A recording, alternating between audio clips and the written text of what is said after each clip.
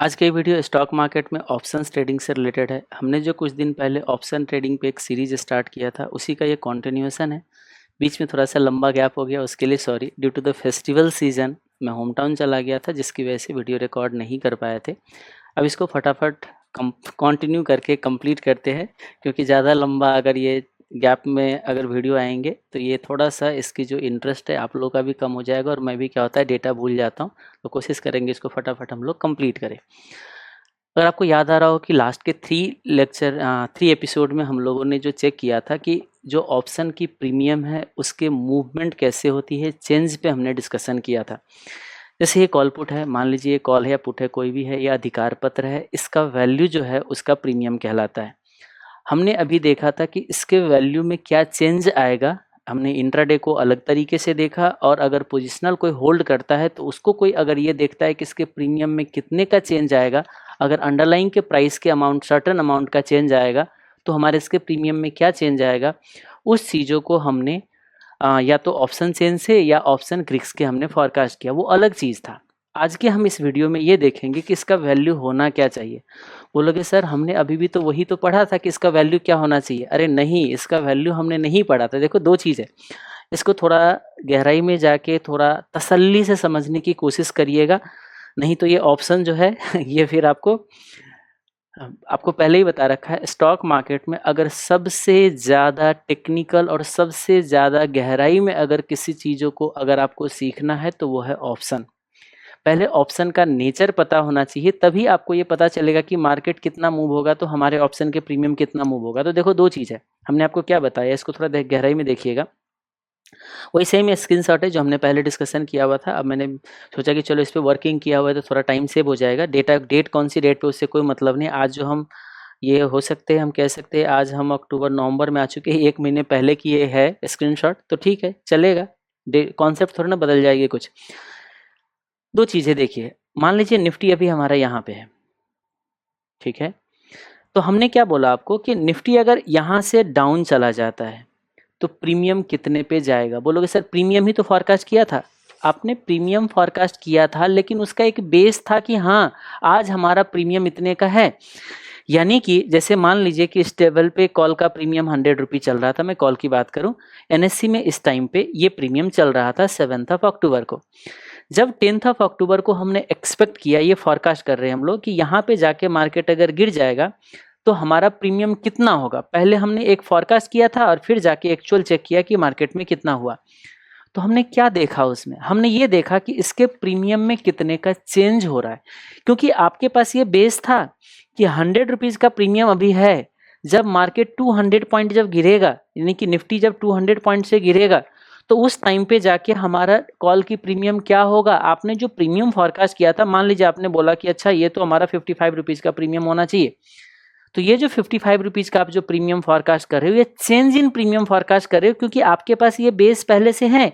इसको बेस बना के यहाँ तक आप फॉरकास्ट कर रहे हो। अभी आपको ये नहीं पता है कि ये 100 रुपीज़ कैसे निकाला गया है। आज हम चेंज पे डिस्कशन नहीं कर रहे हैं, इसके प्रीमियम होना कितना चाहिए हम उस पर डिस्कशन कर रहे हैं। यानी कि 100 रुपीज़ का अगर प्रीमियम है तो ये 100 रुपीज़ कैसे निकाला गया, ये आपको जानने की बहुत ज़रूरत है। क्योंकि जब तक ये नहीं पता चलेगा कि 100 रुपीज़ कैसे निकाला गया है, तब तक आपको चेंज कभी भी नहीं समझ आएगा। हमने आपको जो पीछे पहले भी बता दिया था लास्ट के 3 एपिसोड में कि देखो मैंने आपको सिर्फ एक ऊपर से ऑप्शन ग्रिक का यूज बता दिया हूँ। ऑप्शन ग्रिक्स कहाँ से बना, उसका क्या लॉजिक है, वो सब जानने के लिए पहले ये जानना पड़ेगा कि इसके प्रीमियम कैसे निकाला जाता है। होप हम क्या पढ़ने जा रहे हैं आपका आज क्लियर हो गया। हम क्या पढ़ने जा रहे हैं, इसका प्रीमियम में कितना चेंज आएगा अगर निफ्टी इतने से चेंज हो, उस पर हम आज डिस्कशन नहीं कर रहे हैं। हम ये कह रहे हैं कि इतने का स्ट्राइक प्राइस रखा है, इसके अंडरलाइंग का प्राइस इतना है, तो इसका प्रीमियम क्या होना चाहिए। तो हम प्रीमियम को कैलकुलेट करने जा रहे हैं। इसका वैल्यू 100 रुपीज़ है या इसका वैल्यू कितना चेंज होगा, दो अलग अलग चीज़ों है, दोनों को अलग अलग तरीके से पढ़िएगा, नहीं तो मिक्सअप करोगे तो कभी आपको ऑप्शन समझ नहीं आएगा। ओके, तो आज हम लोग क्या पढ़ने जा रहे हैं कि इस स्ट्राइक, अगर मान लीजिए इतने का मार्केट में प्राइस है और इतने का स्ट्राइक प्राइस है, तो इसका प्रीमियम कितना होना चाहिए अगर मार्केट में इतने दिन का एक्सपायरी बचा हुआ है तो, क्योंकि वहां पे कुछ डेटा आपको यूज करना पड़ेगा। तो डेटा क्या होगा, स्पॉट प्राइस, स्ट्राइक प्राइस और टाइम टू एक्सपायरेशन, और फिर उसमें कुछ वोलेटिलिटी भी यूज करना है, जिसको ऑलरेडी हमने बता दिया है कि हमारे पास क्या कहते हैं ब्लैक स्कॉल्स मॉडल को हम लोग यूज करते हैं। तो आइएगा आगे बढ़ते हैं हम लोग। तो आज जो हम लोग डिस्कशन करने जा रहे हैं कि ऑप्शन की प्रीमियम कैसे कैलकुलेशन करेंगे, चेंज नहीं, ऑप्शन के प्रीमियम में कितने का चेंज आएगा ये पढ़ना है। तो ऑप्शन ग्रिड के थ्रू अगर पोजिशनल है तो इंट्राडे में तो आपको सीधा ऑप्शन चेन में देख लीजिए, स्ट्राइक प्राइस को शिफ्ट करके वहीं से आपका काम चल जाएगा, और मैंने वेरीफाई भी आपको करा दिया था लास्ट एपिसोड में। ओके, वैल्यूएशन का रूल अगर आपको जानना है तो ध्यान से सुनिएगा। ये जो अधिकार पत्र है इसके लिए आप कितना पे करोगे ये आपके चाहत पे डिपेंड करता है। पेपर पे जो हम वैल्यूएशन करते हैं, ये वैल्यूएशन का एक रूल होता है। वैसे हम सीए फाइनल वाले को जब पढ़ाते हैं तो वैल्यूएशन के लिए अच्छा खासा पहले 2 लेक्चर जाती है, 5 से 6 घंटे पहले वैल्यूएशन को हम बेसिक बताते हैं कि कहना क्या चाह रहे हैं, बट इतना टाइम तो नहीं है। लेकिन हाँ, हम इतना जरूर बता सकते हैं कि आपको मोटा मोटा समझ आ जाए कि वैल्यूएशन का मतलब क्या है। किसी भी चीज़ों का उचित प्राइस कैलकुलेट करना वो आपका फेयर वैल्यू होता है, वही हमारा वैल्यूएशन है। पेपर पे जब भी हम कभी कैलकुलेट करते हैं वो हमारा फेयर वैल्यू होता है, एक्चुअल कभी कोई कैलकुलेट नहीं कर सकता है। वो जब कोई निगोशिएट करते हैं, बायर एंड सेलर बैठ के जब डील करता है तब जाके उसका एक्चुअल प्राइस पता चलता है। जैसे आपको क्या होता है, मान लीजिए कोई एक ज़मीन लेना है, आप पहले उस एरिया का सर्वे करते हो, उनसे पूछते हो, उनके पूछते हो अच्छा इस एरिया में क्या रेट चल रहा है। उस रेट के बेसिस पे आप एक उचित प्राइस उसको फॉरकास्ट करते हो कि हाँ इस ज़मीन का इतना प्राइस होना चाहिए, होना चाहिए, चाहत की बात हो रही है। लेकिन कोई ज़रूरी नहीं है जो ज़मीन आपको बेचेंगे उसके साथ जब डील करने जाओगे तो जो आपने चाहा है उसी प्राइस पे आपका ज़मीन का डील हो जाएगा, नहीं होगा। वो एक्चुअल था। जब बायर एंड सेलर मिल के बैठ के जब डील करके जो प्राइस डिसाइड किया जाता है उसको बोला जाता है एक्चुअल प्राइस, ठीक है। और जो हम लोग उसके फीचर्स को देख के उसके बैकग्राउंड को चेक करके जब हम कोई चीज़ों को फॉरकास्ट करते हैं वो होता है उचित प्राइस, फेयर प्राइस। इस कागज के टुकड़े का एक हम पहले फेयर प्राइस कैलकुलेट करते हैं। पेपर पे सिर्फ फेयर प्राइस कैलकुलेट कर सकते हो, याद रखिएगा, कभी एक्चुअल नहीं। एक्चुअल तो जब आप एनएससी में जाके बायर सेलर लड़ते हो वहां पे जाके आपको प्राइस पता चलता है। हमने बोला है कि देखिए हम जो कैलकुलेट करते हैं पेपर पे सिर्फ और सिर्फ हम लोग फेयर वैल्यू कैलकुलेट कर सकते हैं, उचित प्रीमियम निकाल सकते हैं। उचित का मतलब हो आपको समझ आ गया हो, जो कि एक्चुअल प्रीमियम जो होगा वो डिफर कर सकता है due to the demand and supply gap. मैंने यही बोला है, डिमांड सप्लाई के गैप की वजह से वो डिफर हो सकता है। पहले इस चीजों को दिमाग में रख लीजिएगा। अब आता है सवाल क्या, देखिए उचित प्राइस और जो मार्केट में डिमांड सप्लाई से जो प्राइस डिसाइड होता है वो डिफर हो सकता है। तो आपके दिमाग में आएगा फिर हम उचित प्राइस कैलकुलेट क्यों करते हैं। तो आप एक चीज बताइएगा, आप जमीन खरीदने जा रहे हो, आपको पता है कि जो आप जमीन का प्राइस फॉरकास्ट करोगे वो तो मार्केट में, वो तो आपको सेलर जो होगा जो जमीन बेचेगा वो तो देगा ही नहीं। तो फिर आप जमीन का प्राइस क्यों फॉरकास्ट कर रहे हो, क्यों आप उस एरिया का सर्वे कर रहे हो, क्यों लोगों से पूछ रहे हो कि यहाँ पे जमीन का क्या प्राइस चल रहा है या फ्लैट का क्या प्राइस चल रहा है। आप बोलोगे सर एक मोटा मोटा आइडिया तो आया ना हमारे पास। इस मोटे मोटे आइडिया से मान लीजिए आपने सोचा कि इस जमीन का प्राइस 10 लाख रुपीज होना चाहिए, लेकिन जो सेलर है वो कहता है इसका प्राइस तो हम 20 लाख लेंगे, तो आप क्या करोगे, इस डील को रिजेक्ट कर दोगे। एग्जैक्टली वही काम होता है यहाँ पे, मार्केट के अंदर भी यही चीज चलता है। हम यहाँ पे क्या करते हैं, पहले फॉरकास्ट करते हैं, हमें लगता है कि इसका प्रीमियम जो है ना 100 रुपीज होना चाहिए। अब मान लीजिए कोई राइटर आता है और वहां पे कहते हैं हम तो 200 में बेचेंगे, तो आप क्या खरीदना पसंद करोगे, बिल्कुल नहीं पसंद करोगे। कभी भी आप अपने बोली को 100 रुपीज से ज्यादा नहीं लगाओगे। और ऑप्शन के अंदर ये बहुत मिलेगा आपको। निफ्टी और बैंक निफ्टी और कुछ 40-50 स्टॉक, 40 to 50 स्टॉक को अगर साइड कर दोगे ना, तो आज के रेट पे ऑप्शन का ट्रेडिंग जो होता है अप्रोक्सीमेटली 194, इस मंथ में हो सकता है बढ़ गया हो, पिछले मंथ में आपका 194 स्टॉक में आपका ट्रेड होता था, कॉल पुट एंड फ्यूचर, जिसको ऑप्शन कहते, ट्रेडिंग डेरिवेटिव कहते हैं। अब हो सकता है चलो आप मान लीजिए 200 है, उस 200 स्टॉक में से Nifty, bank Nifty and approximately 40 to 50 stock को भी साइड कर दो जिसमें आपको ऑप्शन में थोड़ा सा लिक्विडिटी है, जहां बायर सेलर मिलता है। बाकी के अगर आप जाके चेक करोगे 150 स्टॉक के अराउंड, उस 150 स्टॉक के अराउंड क्या दिक्कत होगा पता है, बायर और सेलर की जो बोली होगा ना उसमें बहुत बड़ा गैप होगा। ठीक है, वो मैं आपको अभी के अभी चेक भी करा सकता हूं। अब उतना तो खैर पता ही होगा, चलो फिर भी ठीक है, एक बार चेक कर लेते हैं। हम लोग चले जाते हैं एनएससी की वेबसाइट पे, कोई भी स्टॉक ले लेते हैं जो इलिक्विड स्टॉक है, कोई भी आपके दिमाग में जो आएगा उसकी नाम हम यहाँ पे क्या कर सकते हैं, रख सकते हैं। जैसे मान लीजिए एबीबी कोई भी है, जो एबीबी इंडिया, इसका भी ऑप्शन डेरिवेटिव मिल जाएगा आपको। देखिए मैं गया ऑप्शन चेन पे और मैं आपको दिखा दूं कितने का इसमें तो फिर भी है, इसमें तो फिर भी लिक्विडिटी आपको दिख रहा है, पर ठीक है कोई बात नहीं। यहाँ पे चलिए हम आपको 33 के स्ट्राइक प्राइस पे मैंने आपको पुट का यहाँ पे दिखा देता हूँ। देखिए कितना बड़ा आपको डिमांड सप्लाई में गैप दिखेगा। होप ये आपको समझ आ रहा होगा। राइटर कहता है मैं तो 235 लूंगा इस ऑप्शन के लिए, बायर कहता है कि भाई मैं 173 से ज़्यादा नहीं दूंगा। अगर आपके पास इतना कैपेबिलिटी नहीं है इसका प्रीमियम कैलकुलेट करने की, ध्यान से सुनिएगा, आपको अगर इसका प्रीमियम कैलकुलेट नहीं करने आ रहा है तो आप जाओगे फटाफट आपको 235 रुपीज़ पे करके राइटर को आप पे कर दोगे और आप इसका ऑप्शन खरीद लोगे। गलत है। इसीलिए मैं बार बार कहता हूं कि जो जमीन का प्राइस 10 लाख होना चाहिए उसके लिए 20 लाख कैसे दोगे आप? हो सकता है सेलर अपने मर्जी से जो मर्जी आपको प्राइस बता रहा हो। यही रीजन है कि हमें ये पता होना चाहिए कि इसका फेयर प्राइस क्या होता है, और यही चीज जो होता है ना, इसी को हम लोग बोलते हैं वैल्यूएशन ऑफ ऑप्शन, और इसी को बोलते हैं फेयर प्राइस का कैलकुलेट करने का तरीका। और ये जो तरीका होता है हर एक स्क्रिप्ट के लिए अलग अलग होता है। इवन मैं आपको बताऊं, हम लोग किसी एक शेयर का क्या प्राइस होना चाहिए वो भी हम कैलकुलेट करते हैं। आज आप कहते हो कि अच्छा ये एबीबी का प्राइस जो है, अगर अंडरलाइन का प्राइस इसका कितने में आ रहा है, अभी कितने का प्राइस चल रहा है इसका इक्विटी में, अरे कहीं तो दिख जा अंडरलाइन का वैल्यू, कहीं दिखाई नहीं रहा है भाई। तुम दिन प्रतिदिन ये रहा नीचे अब डालना शुरू कर दिया, पहले तो ऊपर हुआ करता था, देख रहे हो। पहले जो हम लोगों ने स्क्रीनशॉट लेके आपको दिखाया था उसका सिचुएशन कुछ और हुआ करता था, और आज इंटरफेस बदल के अब नीचे कर दिया इसने। अंडरलाइन का वैल्यू कहते हैं 3140 रुपीज है। इवन हम इस शेयर का प्राइस 3140 होना चाहिए नहीं होना चाहिए वो भी हम कैलकुलेट करते हैं, लेकिन वो सब थोड़ा सा इनडेप्थ हो जाता है, उतना आपको गहराई में जाने की जरूरत नहीं है।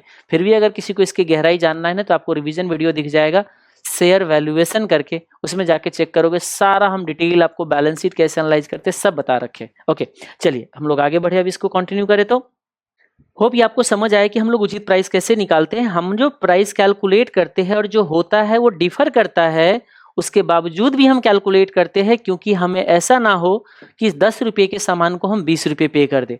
तो ये जब 10 रुपीज के सामान को 11 पे कर सकते हैं। मान लीजिए 10 लाख के जमीन को आप 11 लाख पे कर सकते हो, लेकिन 10 लाख के जमीन को आप 15 लाख नहीं पे करोगे, 20 लाख नहीं पे करोगे। यही चीज होता है, इसीलिए हम लोग उचित कैलकुलेशन करते हैं। पहले ये आपको पता होना चाहिए। अब आइए उचित की बात करते हैं। इसके लिए उचित कितना होगा थोड़ा ध्यान से सोचिएगा। मैं कहता हूं कि भाई इस कागज के टुकड़े के लिए मैं कितना पे करूं। मान लीजिएगा आपको लगता है कि चाहे कुछ भी हो जाए, ये कागज के टुकड़े को अगर मैं खरीद भी लूं, यानी कि ये कॉल पुट खरीद लूं, मुझे नहीं लगता कि इस कागज के टुकड़े से मुझे 100 रुपये से ज्यादा का फायदा हो सकता है। तो क्या इसके लिए कभी आप 500 पे करना पसंद करोगे? याद रखिएगा, कभी भी हम उचित प्राइस जब किसी भी चीज का कैलकुलेट करते हैं तो उसके लिए हमें कोई चीज फॉरकास्ट करना पड़ेगा। खास करके यहाँ पे जमीन की बात अलग थी, हर चीजों में हर चीजों को लिंक मत करने लग जाना, क्योंकि जमीन के लिए हमें वहां पे बैकग्राउंड को चेक करना पड़ेगा, तब जाके वहां पे वैल्यूएशन आएगी। लेकिन इस कागज के टुकड़े के लिए कोई बैकग्राउंड, हम इसको वैल्यूएशन, इसके बैकग्राउंड का मतलब क्या है कि अगर मैं ये खरीद रहा हूं तो इससे आपको क्या बेनिफिट मिलेगा।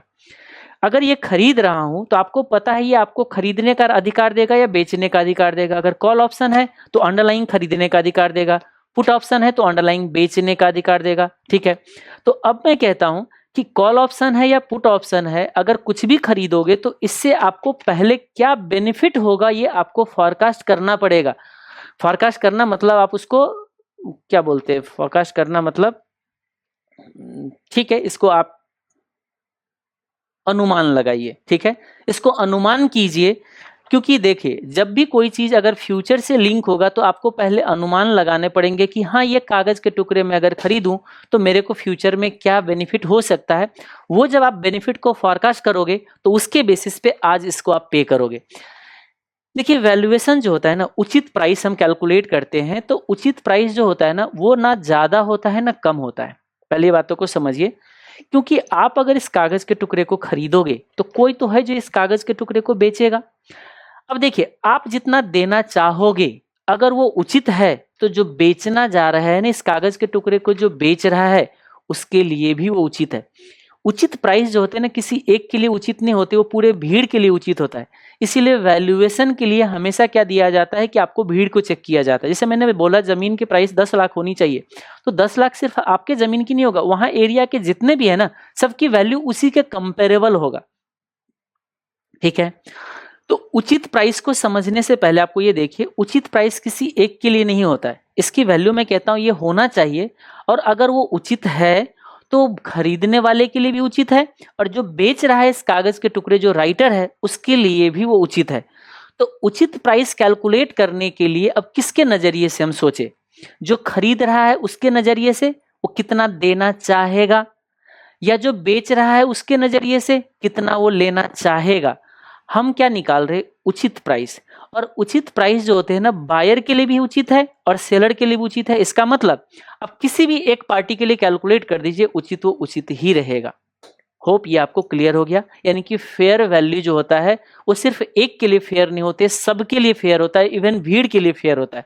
ये चीज पहले आपको ध्यान में रखना। इसीलिए हम अगर जब कैलकुलेशन करने जाते, थोड़ा सा मुझे वैल्यूएशन का रूल बताना होगा, क्योंकि यहाँ पे थोड़ा सा डाउट आ सकता है कि सर आप सिर्फ खरीदने वाले के नजरिए से क्यों सोच रहे हो, बेचने वाले के नजरिए से आपने क्यों नहीं सोचा।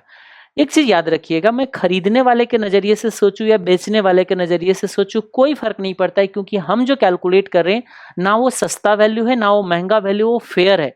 क्योंकि ये फेयर आपको प्रिवेल नहीं करेगा मार्केट में। प्रिवेल करने का मतलब है कोई जरूरी नहीं जब आप खरीदने बेचने जाओगे तो एग्जैक्टली वही प्राइस आपको मिलेगा, क्योंकि डिमांड सप्लाई बदल के आपको प्राइस कुछ और भी मिल सकता है। लेकिन हाँ, जो आपने सोचा है उससे बहुत ज्यादा गैप नहीं मिलेगा, और अगर बहुत ज्यादा का गैप मिलेगा तो आप कभी भी अपना बोली नहीं बढ़ाओगे। जैसे यहाँ पे था आपका, अगर मान लीजिए सेलर आप अपना मन मर्जी कर रहा है कि मुझे 235 रुपीज दो इस कागज के टुकड़े के लिए, इस कोई भी स्ट्राइक प्राइस है, कोई भी अंडरलाइन का प्राइस है, उससे कोई मतलब नहीं मुझे, ठीक है, तो आप इतना पे नहीं कर दोगे। आप कह रहे हो कि देखो इसका उचित वैल्यू 173 है, तो उससे ज्यादा हम नहीं पे करेंगे। अब इसको वैल्यूएशन करके चेक करना पड़ेगा कि यह फेयर है या नहीं है।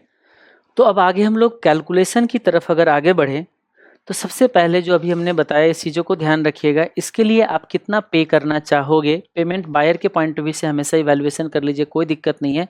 आप कितना देना चाहोगे इस अधिकार पत्र के लिए, वो कैलकुलेशन करिए, वही आपका फेयर वैल्यू होगा। लेकिन सबसे पहले आपको एक बेस जानना पड़ेगा कि जब भी हम कोई उचित वैल्यू कैलकुलेट करते हैं तो उचित किसको बोलेंगे। बोलेंगे सर हम तो इसके लिए 1 रुपीज़ देना चाहेंगे। अरे जो आप चाह रहे हो ना 1 रुपीज़ देना, वो सही नहीं है, वो आप गलत सोच रहे हो। आपको उचित सोचना है। 1 रुपये में कभी राइटर आपको नहीं बेचेगा। आपको ये सोचना है कि आपके दिल से भी आवाज़ आना चाहिए कि हाँ ना ये ज़्यादा है ना ये कम है। जब 1 रुपीज़ देना चाहोगे तो ये तो ऐसे ही पता है कि आप कम दे रहे हो, तो फेयर कैसे हो गया बताइए, तो सस्ता हो गया ना। फिर आपके दिल से आवाज़ है हाँ ना ज़्यादा है ना कम है, राइटर को भी दिल से आवाज़ आना चाहिए ना ज़्यादा है ना कम है। इसके लिए क्या होता है, एक बेस कैलकुलेट किया जाता है कि हम मान लीजिए हम एक एग्जांपल ले लेते हैं, निफ्टी का ही एग्जांपल ले लेते हैं कि निफ्टी अभी कितने पे हैं। हम अगर चले 2 मिनट के लिए, हम चलते हैं थोड़ा देर के लिए निफ्टी पे, ठीक है। हम जाते हैं निफ्टी होम पे, हम गए, देखते हैं निफ्टी कितने का भी चल रहा है। अगर यहाँ पे देखा जाए तो हमें जो दिख रहा है, अरे भाई साहब क्यों भाग रहा है इधर, हमें दिख रहा है 18,349 का, क्या हम कह सकते हैं 18,350, ठीक है। यानी कि निफ्टी जो चल रहा है 18,350 पे आज चल रहा है। ओके 18,315 स्पॉट प्राइस है किसका, निफ्टी का। होप यहां तक आप लोग को समझ आ गया। अच्छा, अब हम इसका कोई स्ट्राइक प्राइस भी रख लेते हैं कि स्ट्राइक प्राइस कुछ भी। आप कहते हो कि चलो ठीक है सर, स्ट्राइक प्राइस हमारा 18,000 का हम रख देते हैं। अब ये कहता है, ये अधिकार पत्र आपको ये कहते हैं कि एक्सपायरी पे जाके है ना, आप निफ्टी खरीद सकते हो 18,000 पे, चाहे निफ्टी कितना भी हो, उससे कोई फर्क नहीं पड़ता है। तो इस कागज के टुकड़े के लिए क्या देना हम चाहे, देखो यहां पे निफ्टी क्या होगा उसके बेसिस पे आपको इस कागज के टुकड़े का वैल्यू मिलेगा। मैंने पहले ही बोला है, अगर ये अधिकार पत्र आपको क्या बेनिफिट देने वाला है एक्सपायरी पे, पहले ये आज आपको अनुमान लगाने पड़ेंगे। उस अनुमान के बेसिस पे आज आप पेमेंट करोगे, और वो अनुमान जो होगा ना वो आपका उचित होना चाहिए, ना ज्यादा होना चाहिए ना कम होना चाहिए। आपको एक चीज बताऊं, आज कोई सामान अगर 18,350 का है तो वो एक्सपायरी पे जाके कितना होगा उचित, अगर किसी को कैलकुलेट करना हो तो कहते हैं देखिए इसका उचित वैल्यू वही होगा जो आप बैंक में डिपॉजिट करके वहां का वैल्यू बनाते। देखो आप नॉन फाइनेंस बैकग्राउंड से हो, मैं अग्री करता हूं, क्योंकि मैं ये अज्यूम कर रहा हूं कि ये वीडियो ऐसे भी लोग आप में से व्यूवर्स है जो कभी भी इंटरेस्ट भी नहीं पता कि इंटरेस्ट कैसे कैलकुलेशन होती है। क्योंकि जब मुझे सीए फाइनल वालों को पढ़ाना होता है इतना टाइम नहीं लगता है उन लोगों को, क्योंकि मुझे पता है इसमें ऑलरेडी 5 डेज लगा के मैं टाइम वैल्यू इनको सारा चीज़ अलग से बता चुके होते हैं। तो इसीलिए थोड़ा माइंडसेट मुझे बदल के बताना होता है और इसीलिए थोड़ा टाइम भी लग जाता है। ठीक है, अब ये देखिए 18,350 को अगर आज आप जाके बैंक में डिपॉजिट करते तो आपको क्या मिलता, यहाँ का जितना आपका वैल्यू होता वही फेयर वैल्यू कहलाता है। इवन निफ्टी का भी मैं आपको वेरीफाई भी करा दूंगा। ओके, आप मुझे बताइए, आज अगर जाओगे बैंक में डिपॉजिट करने तो क्या इंटरेस्ट मिलेगा आपको? आप बोलोगे सर आज तो बैंक में डिपॉजिट का वही 6-7% मिल रहे हैं। हाँ हाँ मिल रहे, 6% ले लेता है, थोड़ा सा कैलकुलेशन राउंड अप हो जाएगा और है भी 6% का। लेकिन ये जो 6% का जो इंटरेस्ट आपको मिल रहा है ना, आपकी इन्फॉर्मेशन के लिए पर एनम होता है ये, यानी कि ये एनुअल होता है। अब एक्सपायरी भी हमें कुछ लेना पड़ेगा। देखो, अगर थोड़ा सा कंसिडरेबल एक्सपायरी नहीं लोगे तो आपको इंटरेस्ट का अमाउंट ही नहीं दिखेगा। तो हम एक काम करते हैं, अभी हम नवंबर में है, या तो दिसंबर एक्सपायरी ले लेते हैं या जनवरी की एक्सपायरी ले लेते हैं। ज़्यादा बेटर है मैं जनवरी की एक्सपायरी ले लेता हूँ, यानी कि एक्सपायरी में ले लेता हूँ थोड़ा देर के लिए जनवरी एंड का। ठीक है, तो आज हम लोग जो खड़े हैं, आज हम खड़े हैं अप्रॉक्सीमेटली, आज हम कहाँ खड़े हैं, कितने रेट पे है आज हम खड़े हैं 13 नवंबर पे। ओके, हम कहाँ खड़े हैं 13 नवंबर को। तो मोटा मोटा देखा जाए तो जनवरी एंड यानी कि नवंबर आपका हाफ बचा हुआ है, दिसंबर पूरा, जनवरी पूरा, यानी कि 2.5 मंथ बचा। ओके, तो अगर ये 2.5 मंथ अगर एक्सपायरी में बचे हुए हैं तो कोई मुझे बता सकते हो इंटरेस्ट कितना होगा? इतना तो आप लोगों को कैलकुलेशन आता होगा। एक साल में 6% मिलेगा 12 मंथ में, तो 1 मंथ का 0.5%। कैसे? 6 डिवाइडेड बाई 12, 1 मंथ का 0.5%, और हम 2.5 मंथ के ढूंढ रहे हैं, तो मल्टीप्लाई बाय 2.5, ये आपका आ जाएगा 1.25% का इंटरेस्ट आ जाएगा। होप ये आपका कैलकुलेशन समझ आ रहा होगा कि आज अगर 18,350 कोई बैंक में जाकर डिपॉजिट करता तो क्या मिलता उसको। तो हम कह सकते हैं जनवरी एंड में जो उसका वैल्यू होता, देखो आपका 18,350 तो रहेगा ही रहेगा, वो कहीं नहीं जाने वाला, याद रखिएगा। ये 18,350 जो है वो तो आपका रहेगा ही रहेगा। इस पे आपको कुछ और भी मिलेगा। क्या मिलेगा? मैं थोड़ा सा कलर ठीक ठाक ले लेता हूँ। ये 18,350 पे 1.25% का इंटरेस्ट भी मिलेगा, यानी कि 18,350 मल्टीप्लाई बाय 1.25% ले लूँ तो ये मोटा मोटा 230 रुपीज़ बनता है। अगेन रिपीट करता हूँ, 18,350 मल्टीप्लाई बाय 1.25%, 230 रुपीज़ का ये मिल रहा है। थोड़ा सा यहाँ पे स्पेस हमारा कम पड़ रहा है, इसलिए मैंने कलर चेंज कर दिया ताकि आपको पता चल जाए मैं क्या लिखना चाह रहा हूँ। मैं ये कहना चाह रहा हूँ कि देखो इसका वैल्यू आ रहा है 230 रुपीज़ का। चलो यहाँ पे थोड़ा सा लिख देता हूँ, अलग से, अलग कलर से थोड़ा लिख देता हूँ मैं। ये आ गया हमारा 230 रुपीज़ का इंटरेस्ट आ गया।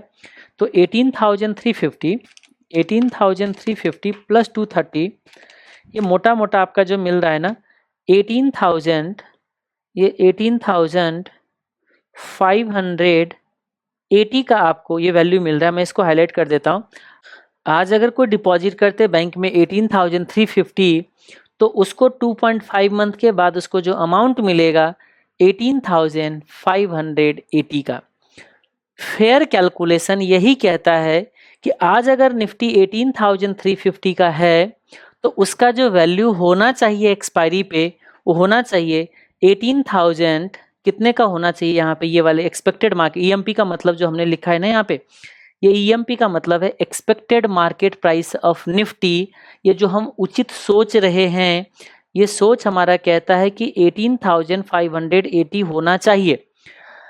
अब देखो, जो हम सोच रहे हैं और जो होता है कोई जरूरी नहीं वो सेम होगा। अब हम बैंक में जाके, सॉरी मार्केट में, एनएससी में जाके आप चेक कर सकते हो, क्योंकि एनएससी में जनवरी एंड में क्या निफ्टी रहेगा उसके लिए आज लोग ट्रेड कर रहे हैं, और वो होता है निफ्टी का फ्यूचर।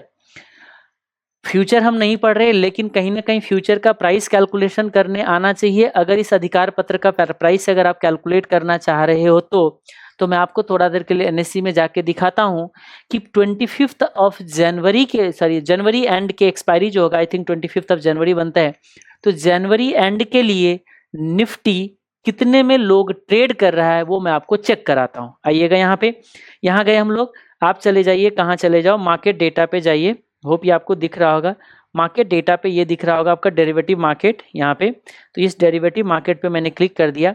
जैसे डेरिवेटिव मार्केट पे क्लिक करोगे तो सारे कॉन्ट्रैक्ट आपके सामने आ जाता है। हम क्या करते हैं, किसी भी, हम निफ्टी को भी चेक कर रहे हैं, तो निफ्टी पे जाके मैंने यहाँ पे क्लिक कर दिया। ठीक है, मैंने निफ्टी पे क्लिक कर दिया। जब निफ्टी पे हमने क्लिक किया तो ये सारा चीज़ हमारे सामने आ गए। एक मिनट में इन सबको क्लोज कर देता हूँ। ये देखो यहाँ पे आ गया डेरिवेटिव कॉन्ट्रैक्ट वगैरह। हम क्या करते हैं, निफ्टी के हम फ्यूचर की बात कर रहे थे कि फ्यूचर में निफ्टी कितने का रहेगा। हम कहते हैं देखो निफ्टी का फ्यूचर, ये रहा निफ्टी फ्यूचर, ठीक है, कितने का बताएंगे? निफ्टी का फ्यूचर हमारा कौन सी डेट के लिए हम अभी बात कर रहे थे? हम बात कर रहे थे 25 नवंबर, जनवरी के लिए, जनवरी एंड। आप ढूंढते जाइए इसमें, जनवरी एंड यही मिलेगा आपको, ये वाले जो डेट है ये आपका जनवरी एंड 25 जनवरी हो गए, ठीक है। अब हम यहाँ पे देखते हैं कितने का प्राइस आ गया। देखो कहते हैं जो आपका निफ्टी फ्यूचर है वो 25 जन, यानी कि फ्यूचर का मतलब ये हो गया कि निफ्टी का फ्यूचर का प्राइस कितना होने वाला है। तो 25 जनवरी के लिए लोग जो यहाँ पे ट्रेड कर रहे हैं, हाई लो को छोड़ो, क्लोज को भी छोड़ो, लास्ट डेट देखो 18,590, कितना? 18,590 पे लोगों ने ट्रेड किया है। और कैसे कैसे बोली लगाया है, अगर आप ये चेक करोगे तो ये देखिए यहाँ से आपको दिख जाएगा, बेचने वाले इतने में अवेलेबल थे, खरीदने वाले इतने पे है, और जो दोनों के बोली जो मैच हुआ है वो 590 के आसपास था ना, 590 का। हमने कितना फोरकास्ट किया था बताइएगा? 580 का। देखो कितने का डिफरेंस आया, 10 रुपीज का डिफरेंस है ना। हाँ ठीक है, हमने पहले ही बोला है, हमने उचित सोचा है। जैसे जमीन की प्राइस आप लोग देखने गए थे ना कि आइडिया लगाए थे, उस तरीके से हमने एक आइडिया लगाया कि निफ्टी का जो फ्यूचर है ना वो इतने का होना चाहिए। होप ये पॉइंट आपका क्लियर हो गया कि हमने क्या बताया आपको, कि expected market price of Nifty जो होगा वो होता है स्पॉट प्राइस प्लस इंटरेस्ट। ये आप समझने की कोशिश कर लीजिए, स्पॉट प्राइस प्लस इंटरेस्ट, जिस तरीके से हमने यहाँ पे कैलकुलेशन करा, और ये मैंने आपको मैचिंग भी करा दिया। अब आते हैं फिर मुद्दे पे बातें हैं कि जो सामान, क्योंकि ये बोला गया है कि एक्सपायरी पे निफ्टी आप 18,000 में खरीद लेना, आज नहीं, यहाँ पे 18,000 में खरीद लेना। तो अब हमें ये देखना पड़ेगा कि 18,580 का जो निफ्टी होगा उस डेट पे, उसको आप खरीदोगे 18,000 में। इसका तो क्लियर कट इंडिकेशन है कि इस कागज के टुकड़े की वजह से ये जो आपका डिफरेंसेज है 580 का, वो तो मिलेगा ही मिलेगा आपको। आप बोलोगे हाँ मिलेगा, तो अब चलिए ठीक है, एक्सपेक्टेड इनफ्लो, हाँ यही चीज हमने यहाँ पे बताने की कोशिश किया कि देखो एक्सपेक्टेड इनफ्लो जो कि नोशनल इनफ्लो होगा, चलो निफ्टी के केस में तो एक्चुअल हो जाएगा, क्योंकि निफ्टी को आप खरीद नहीं सकते हैं तो आपको डिफरेंस ही मिलेगा। अगर निफ्टी वहां पे 18,580 का हो जाए एक्सपायरी पे जाके, और स्ट्राइक प्राइस अगर 18,000 का है, तो वहां पे जाके जो आपको मिलेगा ना इस अधिकार पत्र की वजह से, आपको 580 मिलेगा ही मिलेगा। अगर ये शेयर होता, अगर ये निफ्टी ना होके शेयर होता तो फिर डिफरेंस नहीं मिलता, फिर आपको शेयर खरीदना पड़ता डिफरेंसेज अमाउंट आपको पे करके। तो अब आइए, अब हम कह रहे कि इनफ्लो कितना होगा, तो हम कहते देखो मार्केट में कितने का प्राइस है आपका, हमने बोला 18,580 का है, तो 18,580 माइनस 18,000। तो अब मैं अगर आपको ये बोलूं कि एक्सपायरी पे आपको क्या मिलेगा, तो हम ये सिंपली कह सकते हैं क्या, 18,500 में से ये रहा 18,580, 18,000 का आपका स्ट्राइक प्राइस था, तो स्ट्राइक प्राइस पे आप खरीदने वाले हो कितने का सामान, जो कि 18,580 का है। तो आप मुझे बताइए 18,580 के सामान इस कागज के टुकड़े को दिखा के, जस्ट अ मिनट, इस कागज के टुकड़े को दिखा के आप 18,000 में अगर खरीदोगे तो वैल्यू कितने का इसका हुआ बताइए, इससे कितने का फायदा हुआ, 580 रुपीज का। क्या मैं इसको ऐसे बोलूं, इस कागज के टुकड़े की वजह से आपको 580 रुपीज आपको मिलेगा, ये इनफ्लो होगा। अगर ये शेयर होता तो इनफ्लो नहीं होता, याद रखिएगा, क्योंकि शेयर के केस में आपको शेयर खरीदना पड़ता है इक्विटी के केस में, लेकिन निफ्टी और बैंक निफ्टी का डिलीवरी नहीं होता है, उसको आप नहीं खरीद सकते हो, इसीलिए आपको उस केस में डिफरेंशियल अमाउंट मिलेगा, तो ये 580 मिलेगा। क्या मैं इस 580 को ऐसे भी बोल सकता हूँ कि देखिए जितना आपका, इसको मैं थोड़ा सा सेग्रीगेट करके दिखाया हूँ, इसको भी थोड़ा जानने की कोशिश कीजिए, तब जाके आपको क्लैरिटी मिलेगी। ये कैसे आया था एक्सपेक्टेड मार्केट प्राइस, अभी मैंने आपको दिखाया, जितना आज का प्राइस है 18,350 के प्राइस में आप इंटरेस्ट ऐड कर दीजिए, ये बन जाएगा टोटल, और इसमें से स्ट्राइक प्राइस माइनस कर दो। ये स्पॉट प्राइस है, याद रखिएगा, आज वाले स्पॉट प्राइस है। क्या मैं इसको ऐसे भी सेग्रीगेट कर सकता हूँ, कैसे देखें, ये है हमारा स्पॉट प्राइस और माइनस कर देते इसमें स्ट्राइक प्राइस, ये यहाँ लिख लिया मैंने, ओके, और ये इंटरेस्ट इधर हो गया। आपको पता है spot price minus strike price को हमने इंट्रिंसिक वैल्यू बोला था, याद होगा अगर आपको, तो यानी कि इन दोनों का डिफरेंस हमारे लिए इंट्रिंसिक वैल्यू होता है। ये ऑलरेडी पहला लेक्चर में हमने बता रखा था आपको। तो इंट्रिंसिक वैल्यू कितना होगा बताइएगा आप मुझे, इंट्रिंसिक वैल्यू हो गया हमारे लिए 350 रुपीज का, ओके, 350 का इंट्रिंसिक वैल्यू। और अब आप उसमें एक चीज चेक करना कि एक्सपायरी पे आपको कितने, इसमें इंटरेस्ट कितने का मिला था बताइएगा, इसमें आपका इंटरेस्ट कितने का था, इसमें जो इंटरेस्ट था आपका, ये देखो, इसमें इंटरेस्ट था हमारा, कहाँ गया, ये रहा, 230 रुपीज का इंटरेस्ट था। क्या मैं एक काम करूं, इस इंट्रिंसिक वैल्यू में देखो, हमने यही चीज तो बोला था कि ये कैलकुलेशन अगर किसी को करना हो कि कॉल का प्रीमियम, ये वैल्यू कितने का होगा, इस कागज के टुकड़े से एक्सपायरी पे क्या बेनिफिट मिलेगा, तो आपको मिलेगा इंट्रिंसिक वैल्यू की जो कि 350 है, और ये इंटरेस्ट वाले पोर्शन हमारा कितना आ गया, 230 रुपीज का। मैंने इसमें 230 ऐड कर दिया, तो ये देखो क्या 580 आ गया। आप बोलोगे हाँ आ गया। यही इसका ये जो आपने अभी कैलकुलेट किया है, ये एक्सपायरी पे इतना मिलना चाहिए, लेकिन इस कागज के टुकड़े के लिए आज आप पे कर रहे हो। आप ध्यान से सुनिए, अब हम आते हैं मुद्दे की बात। हम क्या कैलकुलेशन करें, इस कागज के टुकड़े के लिए क्या पेमेंट होना चाहिए। इस कागज के टुकड़े के लिए जो आपका पेमेंट होना चाहिए 580 रुपीज होना चाहिए, लेकिन आपने इसमें वोलेटिलिटी वाले पोर्शन को कंपैरिजन अभी कंसीडर नहीं किया है। याद रखिएगा, भूलना मत, इसमें हमने अभी वोलेटिलिटी को कंसीडर नहीं किया है। अब एक काम करते हैं, मैं चलता हूं थोड़ा देर के लिए ऑप्शन प्रीमियम के कैलकुलेटर पे, ठीक है, फिर मैं आपको दिखा भी दूंगा। मैं एनएससी में भी जाके चेक कराता हूं कि हमने जो अभी सोचा है उसमें क्या डिफरेंसेज है। ये देखिए, मैं जाता हूं ऑप्शन प्रीमियम कैलकुलेटर पे, मैं गया, ऑटोमेटिक ये उसका आ जाएगा, क्या कहते हैं, ब्लैक स्कॉल्स मॉडल के बेसिस पे आ जाएगा हमारा।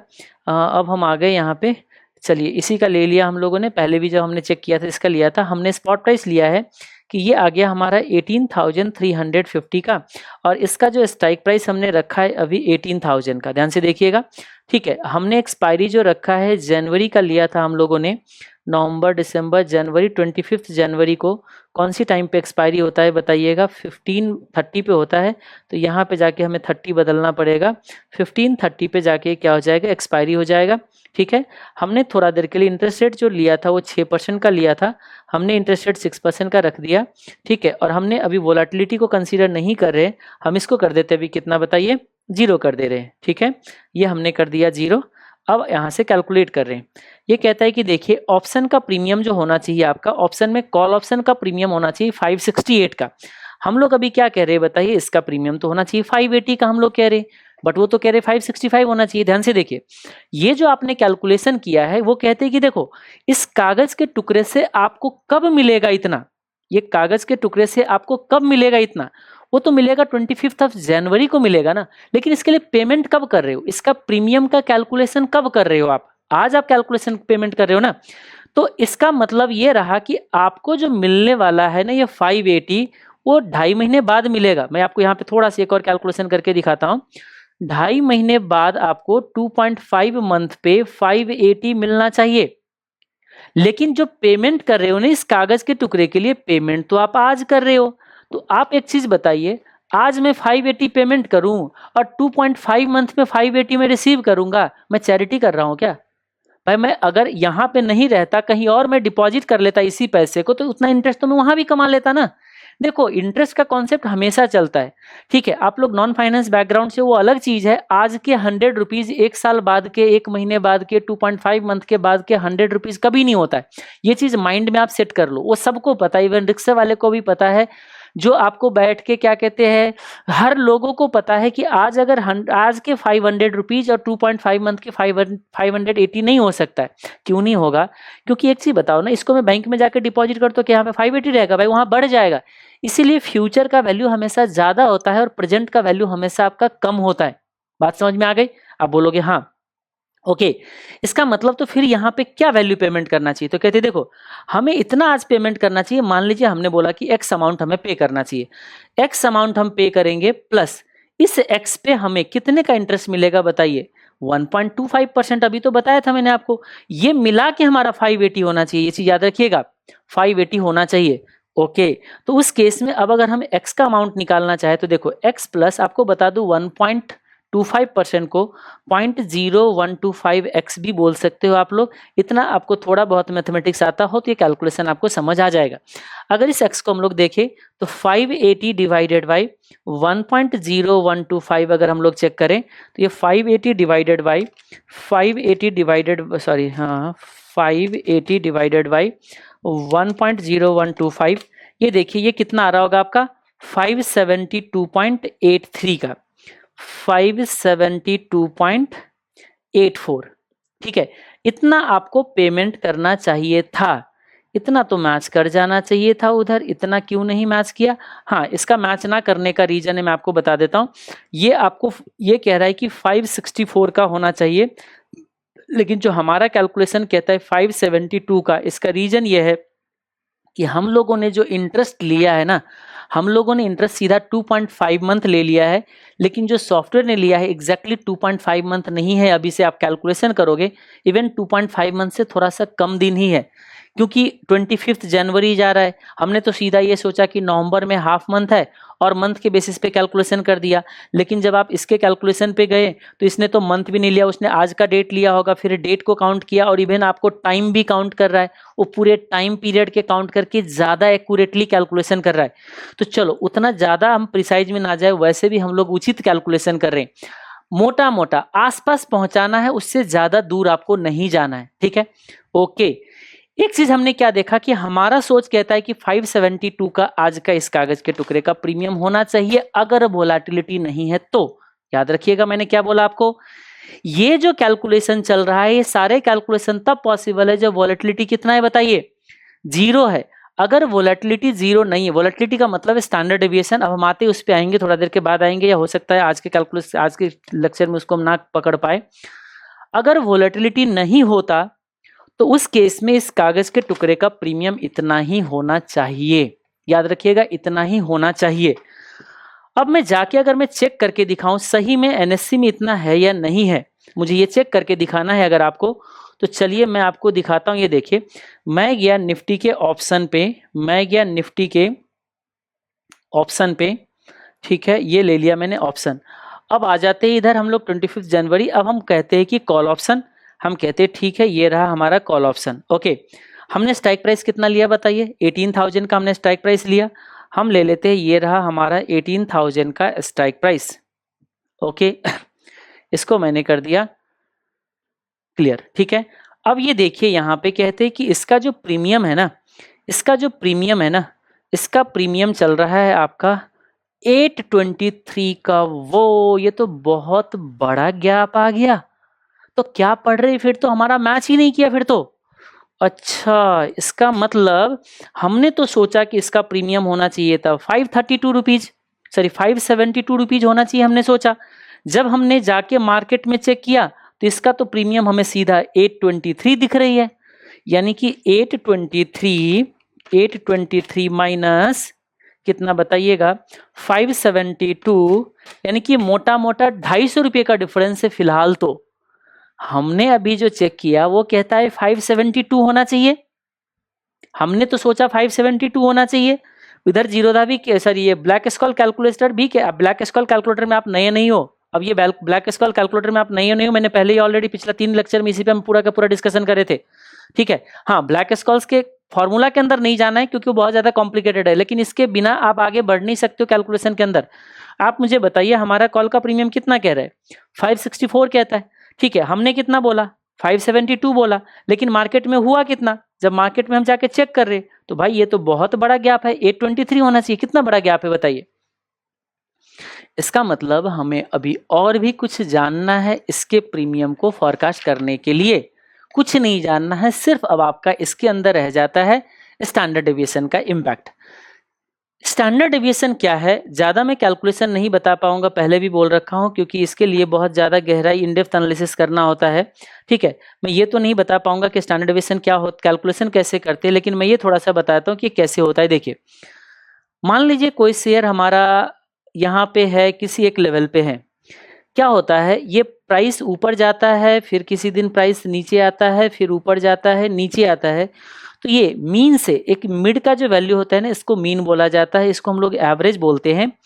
तो मीन से कितना ज़्यादा ऊपर और नीचे जाता है ऑन एन एवरेज, उसको स्टैंडर्ड डेविएशन बोला जाता है, या उसको आप वोलेटिलिटी से भी समझ सकते हो। मतलब क्या हुआ, मान लीजिए मीन प्राइस से हम पास्ट का हिस्ट्री देखा जाता है। अब पास्ट में क्या होगा, कभी 2% ऊपर दिखेगा, कभी 5% मीन से ऊपर दिखेगा, कभी आपको 5% नीचे दिखेगा, कभी 3% नीचे दिखेगा, कभी आपको 1% नीचे दिखेगा, कभी -0% भी दिख सकता है, कभी +0%, 0 पॉइंट समथिंग %। तो कहते देखो मीन से, ये जो आपका मीन है ना, इससे कितना ऊपर और नीचे का उतार चढ़ाव, ऐसे समझिए कितना डेविएट करता है। डेविएट करना इसको हिंदी में विचलन भी बोला जाता है कि मीन से कितना अप एंड डाउन ये डेविएट होता है, that is the standard deviation. आप बहुत सिंपल तरीके से देख सकते हो, देखो सबसे ज्यादा कितना है -5%, सबसे ज्यादा मान लीजिए किसी दिन यहाँ पे 6% है तो उसको एवरेज करना पड़ेगा, कभी ये परसेंटेज, कभी ये परसेंटेज, कभी ये परसेंटेज, कभी ये परसेंटेज, तो उसके बेसिस पे एवरेज करके इसका स्टैंडर्ड डेविएशन निकाला जाता है। हम स्टैंडर्ड डेविएशन निकालने के गहराई में भी नहीं जाएंगे, ठीक है। अगर किसी को देखना है कि किस स्टॉक का कितना स्टैंडर्ड डेविएशन है, वो आप देख सकते हो, वो मैं आपको बता सकता हूँ, ठीक है। ये ऑलरेडी एनएससी आपको कैलकुलेट करके देता है। अगर ये भी किसी को अगर देखना है तो मैं आपको गूगल पे जाइए, ठीक है, यहाँ पे सर्च कीजिए निफ्टी इंडिसेज, निफ्टी इंडिसेज.com, ठीक है। निफ्टी इंडिसेज.com को क्या करिए, यहाँ पे सर्च करिए, यहाँ पे जो एक वेबसाइट आता है यहाँ पे चले जाओ आप, ठीक है। जब निफ्टी इंडिसेज.com पे अगर आप चले जाओगे तो उस केस में आपको यहाँ पे कुछ रिपोर्ट नजर आएगा, ठीक है। ये जो सबसे ऊपर आपको रिपोर्ट नजर आ रहा है, इस रिपोर्ट पे जाइएगा, ठीक है। इसमें आपको कुछ मंथली रिपोर्ट नजर आ रहा है, इस मंथली रिपोर्ट पे क्लिक करो, है ना। इस मंथली रिपोर्ट पे हमने क्लिक कर दिया। अब उसके बाद ये लोड हो रहा है। लोड होने के बाद यहाँ पे देखिए कुछ आपको दिख रहे हैं मार्केट कैपिटलाइजेशन, वेटेज और बीटा का ये जो जिप वैल्यू है, इस पे आपको क्लिक करना है। अब थोड़ा सा दिक्कत क्या है कि ये आपको जिप में डाउनलोड होगी, और मेरे आईपैड के अंदर अभी ये जिप का एक्सट्रैक्टर शायद है या नहीं है, मुझे नहीं पता, ठीक है। एक बार देखते हैं, डाउनलोड तो हो गया होगा, 1 मिनट के लिए डाउनलोड हो गया, लेकिन जिप को एक्सट्रैक्ट हो गई, ठीक है। ये जिप एक्सट्रैक्ट कर दिया हमने। यहाँ पे कुछ देखिए निफ्टी का आएगा, निफ्टी नेक्स्ट 50 का है, ये वाले निफ्टी का है, ठीक है, ये वाले। इसको मैं क्या करता हूँ, इसको यहाँ से मैं ओपन करता हूँ, शेयर विथ नंबर्स में कर लेता हूँ मैं यहाँ से। मेरा नंबर्स कहाँ जाएगा, इसमें नंबर्स में कर लेते हैं, ये रहा नंबर्स, ठीक है। इसे मैंने ओपन कर लिया। अब यहाँ पे देखो ये आपको मिल जाएगी, ये देखो इसमें जब आप कॉलम अगर चेक करोगे सारे, ये देखिए ये सिक्योरिटी का सारे निफ्टी 50 का सारे स्टॉक आ गए इसमें, ठीक है। ये किस इंडस्ट्री से बिलोंग करता है, इसका इक्विटी कितना है, इसका फ्री फ्लोट मार्केट कैप कितना है, ये सब ऑलरेडी हम वैसे भी जब हम आपको वो दिखाते हैं, क्या कहते हैं, निफ्टी जब बता रखा होगा तो सारे इसका मैंने कंपोनेंट बता रखा है। ये देखिए ये रहा वोलेटिलिटी, और ये जो वोलेटिलिटी है ना, ये एक दिन का चेंज का है। मैं आपको बस इसको इंटरप्रेट करना सिखाता हूँ 2.31% को, कि अगर अदानी इंटरप्राइजेज का ऑन एन एवरेज एक दिन में डेली बेसिस पे 2.5% का चेंज, 2.31% का चेंज आता ही आता है एक दिन में, यानी कि इस स्टॉक का एक दिन का नॉर्मल चेंज आपको 2% का मिलेगा ऑन एन एवरेज में। ऑन एन एवरेज होता है, याद रखिएगा। और एवरेज को समझने में ना, एवरेज के बेसिस पे कभी कोई इंटरप्रेट करने लग जाते हैं ना किसी चीजों को, तो बहुत धोखा खाता है वो। इसीलिए स्टैंडर्ड डेविएशन को एवरेज से जब कभी भी आप लिंक करने लग जाओगे ना, तो बड़ी धोखा खाओगे। मैं एवरेज को बहुत अच्छे तरीके से एक बार समझाता हूँ, हमेशा ये बोलता हूँ। एक नदी है, एवरेज को समझने के लिए इससे ज्यादा बढ़िया कोई एग्जाम्पल आपका नहीं हो सकता है, ठीक है। इस नदी को पार करना है, बहती हुई नदी है। एक मैथमेटिशियन है जिसको एवरेज कैलकुलेट करने आता है, एक अदर पार्टी है जिसको एवरेज का कोई मतलब, उसको एवरेज पता ही नहीं चलता है कि क्या होता है। इस नदी के बाहर ने एक बोर्ड लगा हुआ है, इस नदी के बाहर एक बोर्ड लगा हुआ है कि देखो जी, इसका जो मिनिमम गहराई है ना, मिनिमम वो है मान लीजिए 1 फीट का मिनिमम गहराई है, और इसका जो मैक्सिमम गहराई है ना, ये लिखा हुआ है 6 फीट का है। तो मैथमेटिशियन क्या कहता है, देखो जब 2 वैल्यू होता है तो एवरेज पे हम डिसीजन लेते हैं। जैसे आपका जो स्टैंडर्ड डेविएशन निकाला जाता है ना, वो एवरेज करके निकाला जाता है, कभी ज्यादा फ्लक्चुएट होता है, कभी कम फ्लक्चुएट हो जाता है, सबको ऐड करके नंबर ऑफ शेयर से डिवाइड कर देते हैं, उसको एवरेज बोला जाता है। तो यहाँ पे एक मैथमेटिशियन फटाफट एवरेज निकालता है कि देखो इस नदी का तो कम से कम गहराई कितना है, 1 फीट का, कहीं पे ज्यादा से ज्यादा, कहीं बीच में जाएंगे, कहीं पे ज्यादा से ज्यादा 6 मंथ मिलेगा, सॉरी 6 फीट का गहराई मिलेगा। तो दो चीजों को एवरेज करना है, डिवाइडेड बाय 2। तो कहते हैं देखो ये मोटा मोटा हमारा 3.5 फीट का गहराई होगा।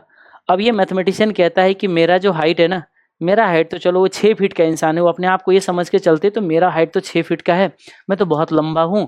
कहते अरे हम तो पार कर जाएंगे, क्योंकि इसका एवरेज डेप्थ कितना है इस नदी का, 3.5 फीट। मेरा हाइट कितना है, 6 फीट, मैं तो नदी पार कर लूंगा। वो जते नदी पार करने, क्या नदी पार कर पाएगा वो या नहीं कर पाएगा। ये एग्जाम्पल आपको एक परफेक्ट एग्जाम्पल बनता है एवरेज को इंटरप्रेट करने के लिए। देखना रियल लाइफ में ये एवरेज उसको ले डूबेगा, वो बेचारे को लेके चला जाएगा भाई। कहीं तो ऐसा आएगा 6 फीट का जहां पे वो पूरे के पूरे नदी के अंदर डूब जाएगा और उसको नदी जो है वो लेके चला जाएगा। लेकिन जिसको एवरेज नहीं आता है वो कॉमन सेंस लगाता है, वो कहते हैं देखो भाई कभी 6 फीट भी तो क्या हुआ है यहाँ पे फ्लक्चुएट, सॉरी 6 फीट का भी तो गहराई है ना। जब 6 फीट के गहराई के आसपास जाएंगे तो हम उसमें नदी में तो डूब ही जाएंगे, तो हम कैसे नदी पार कर सकते हैं। तो वो अपना डिसीजन लेते कि नहीं मैं इस नदी को पार नहीं करूंगा। एक चीज याद रखिएगा, अभी जो मैंने ये एग्जाम्पल जो आपको दिया है, ये एग्जाम्पल आपको आगे बहुत सारे जगहों पे काम चल लगता है जब एवरेज की बात किया जाता है। और इसी एवरेज के बेसिस पे, इसी स्टैंडर्ड डेविएशन जो मैंने अभी बताया ना आपको, इसी स्टैंडर्ड डेविएशन के बेसिस पे आपको प्रोबेबिलिटी निकालना होता है। आपको याद है हमने एक बार बोला था कि मैं आपको प्रोबेबिलिटी निकालना भी सिखा सकता हूं, कि आप ये सोचिए कि हमारा शेयर का प्राइस या निफ्टी का प्राइस यहां तक जा सकता है, इसकी क्या पॉसिबिलिटी है। जैसे आपने देखा था ऑप्शन के प्लेटफॉर्म जो ऑप्स्ट्रा ऑप्शन हो गई या फिर सेंसिबल है या कोई और भी होगा थर्ड पार्टी का वेबसाइट है, वो सब जो आपको प्रोबेबिलिटी कैलकुलेट करके देते हैं वो कहीं ना कहीं इसी स्टैंडर्ड डेविएशन के कॉन्सेप्ट पे दिया जाता है, और यही स्टैंडर्ड डेविएशन प्रोबेबिलिटी फॉरकास्ट करके देता है आपको। ओके, थोड़ा सा हम वापस आ जाए क्योंकि फ्लो में हम लोग थोड़ा भटक गए थे। हमने बताया कि standard deviation on an average होता है। मैं थोड़ा देर के लिए आपको नंबर पे जाके फिर से यहाँ चेक कराऊं तो अडानी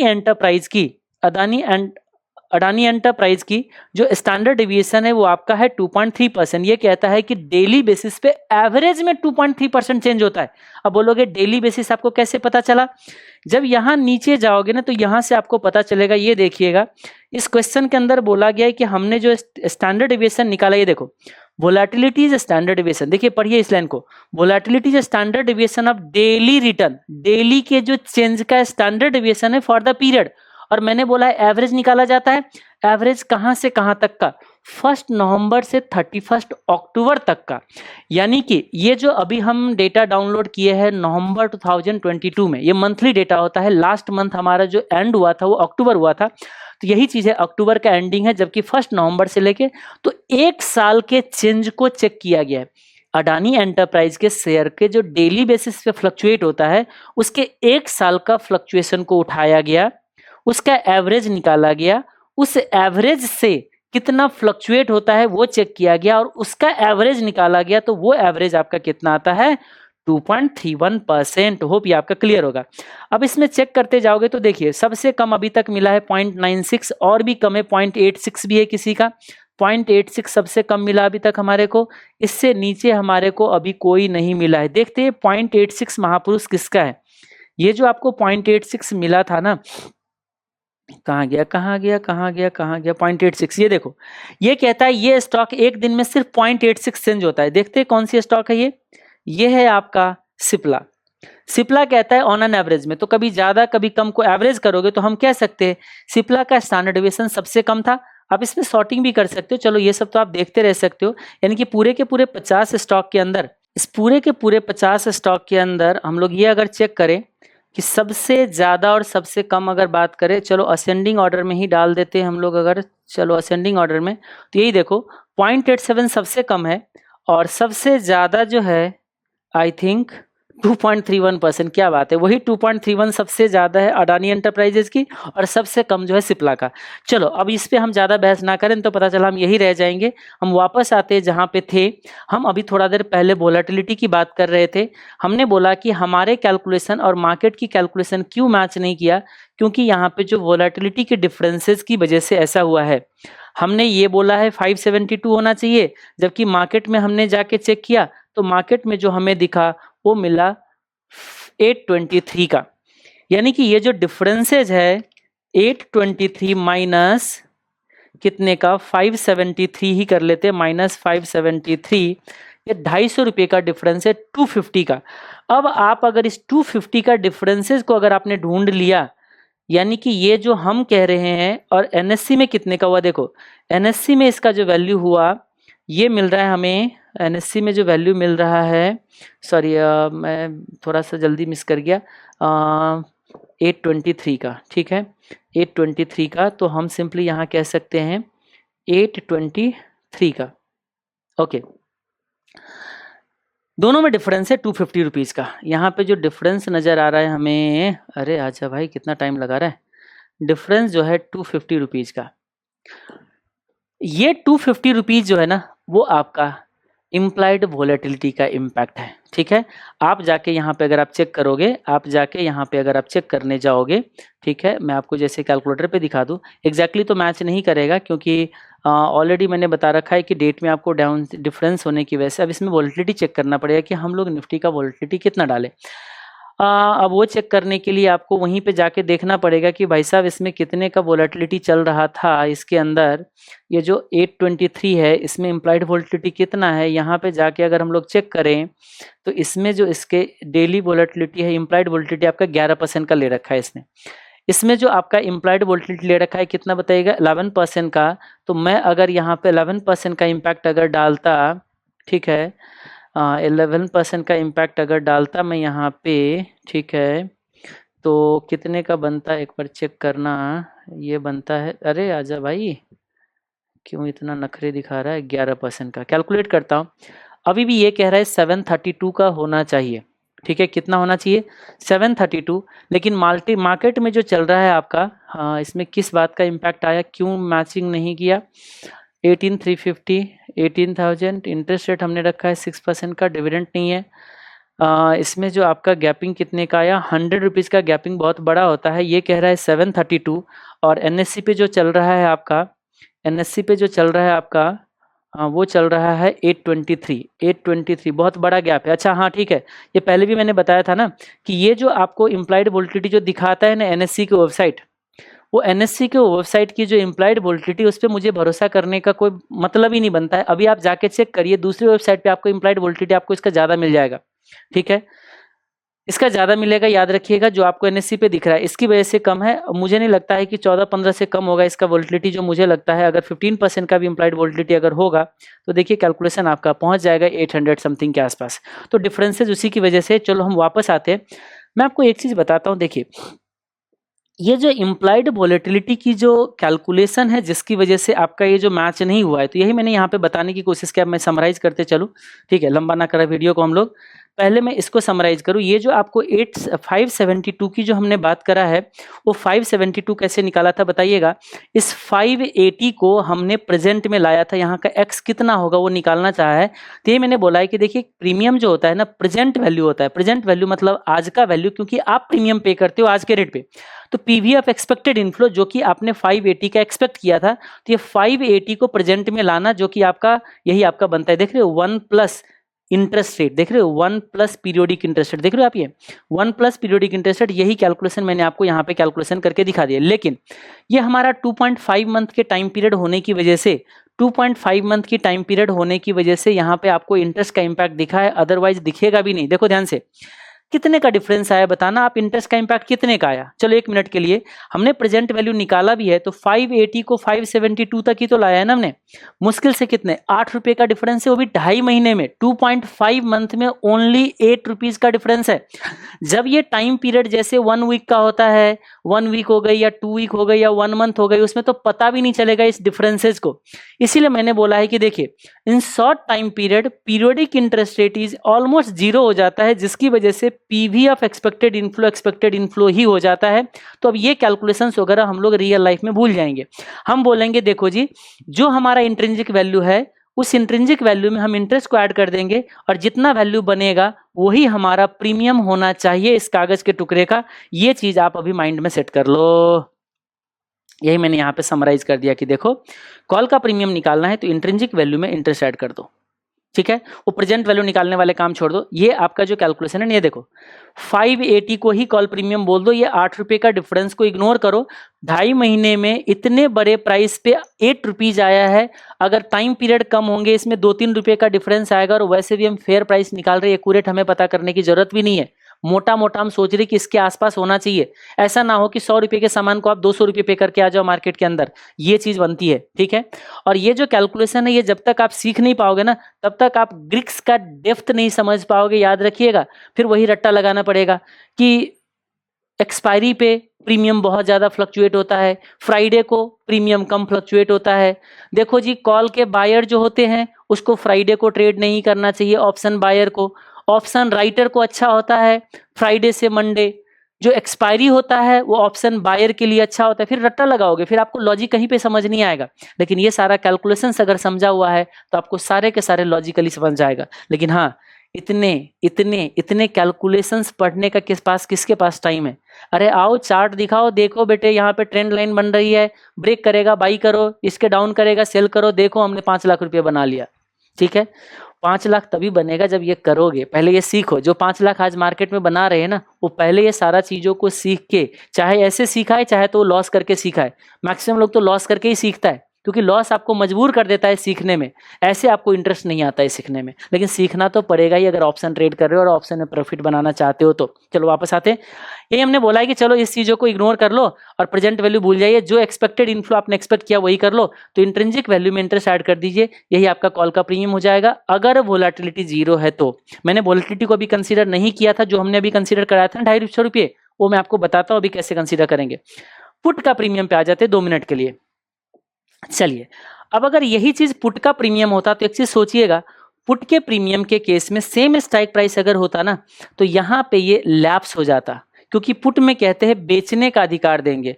तो आप मुझे बताइए 18,580 के, चलो अब ऑलरेडी पुट पे बताया हुआ है, फिर हम उस पर क्यों बहस करें। हम सिर्फ ये कैलकुलेशन बताए थे कि देखो पुट के केस में आपको पता है फायदा कब होता है, जब मार्केट में प्राइस नीचे होता है, स्ट्राइक प्राइस से मार्केट नीचे होता है। मतलब क्या हो गया, देखो अगर जो स्ट्राइक प्राइस सेट किया गया है, ठीक है, उससे अगर मार्केट में नीचे होगा तो ये स्ट्राइक प्राइस जो होता है ना बेचने का होता है, शेयर बेचने का, अंडरलाइंग बेचने का।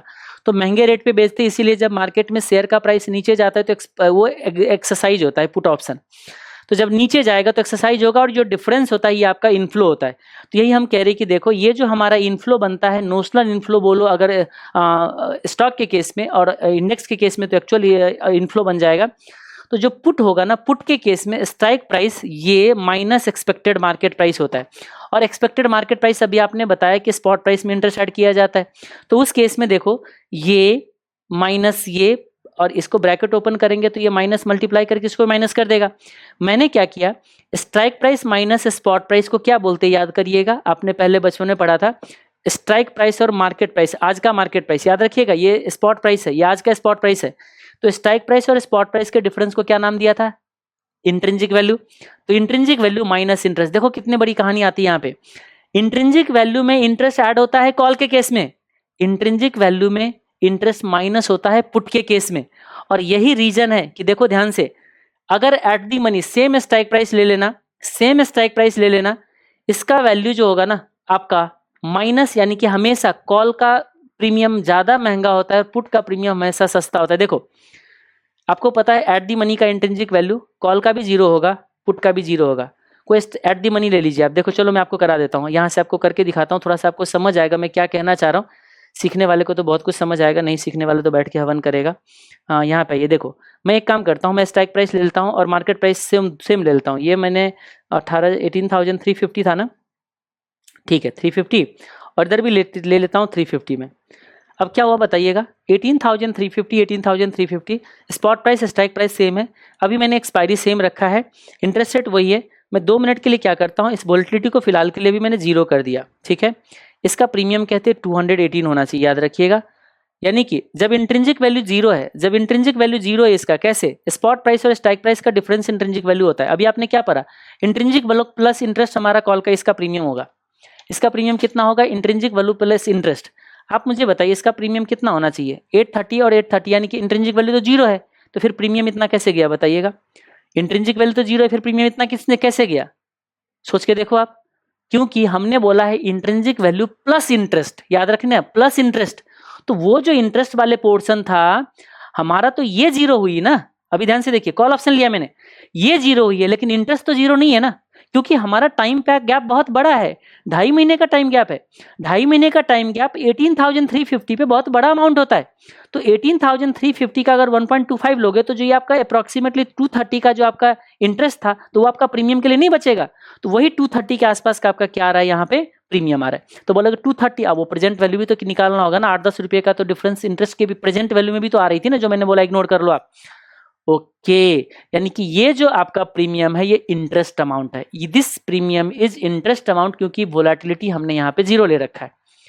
अच्छा, तो क्या इसमें पुट के प्रीमियम अगर हम चेक करें तो देखो कह रहे कि पुट का प्रीमियम 0 होना चाहिए, क्योंकि पुट तो वो क्या होता है, इंट्रिंसिक वैल्यू को माइनस होता है इतना, इंटरेस्ट वाले पोर्शन आपको पता है। इंट्रिंसिक वैल्यू 0 है, ध्यान से सुनिएगा। इंट्रिंसिक वैल्यू कितना है इसमें बताइए, पुट के केस में 0, इसमें से इंटरेस्ट माइनस करना है। अप्रोक्सीमेट इंटरेस्ट हमारा 230 रुपए का है। तो मैं आपको बताऊं 300 नीचे भी अगर ये माइनस इंट्रिंसिक वैल्यू की 230 रुपए का मार्केट में प्राइस अगर नीचे चला जाए ना, तब जाके इसका प्रीमियम होना स्टार्ट हो जाएगा। मैं कुछ बोलना चाह रहा हूं, समझने वाले तो बहुत जल्दी समझ रहा होगा, और कुछ लोग तो जिसको इसको पहले से गहराई में समझा होगा ना, उसको तो मजे भी आ रहे होंगे कि मैं किस चीजों को लिंक कर रहा हूं। इतने चीजों को लिंक करने के लिए ना आपको कम से कम 4 से 5 साल मार्केट में जब बिताओगे ना, पूरे इंडेप्थ बड़े 1-1 लाख का आप कोर्स खरीद लीजिए ऑप्शन का जाके, तब भी जाके इतने बारीकी से छोटी सी चीजों को आपने कभी नहीं सीखा होगा। ठीक है, क्योंकि मैं भी कहीं ना कहीं तो ये सीखा ही हूं ना, लेकिन हाँ मैंने पेमेंट करके नहीं सीखा है, मैं मार्केट को एनालाइज कर करके ट्रेड करके सीखा हूं। ठीक है, आइए वापस आते हैं हम लोग, और मेरा पढ़ाने का है भी काम भी है, यही मेरा पेपर है ऐसे फाइनल सीए फाइनल वाले को पढ़ाने का, तो उसमें एनालिसिस करते करते इतना तो आ ही जाता है। चलो वापस आते हैं। इसका मतलब क्या हुआ कि मार्केट में अगर प्राइस नीचे भी रहे ना 300 रुपीज से, तब जाके कॉल पुट का प्रीमियम आपका बनेगा कुछ। जैसे अभी के केस में ये देखो, मैं क्या करता हूं, अरे भाई साहब आजा,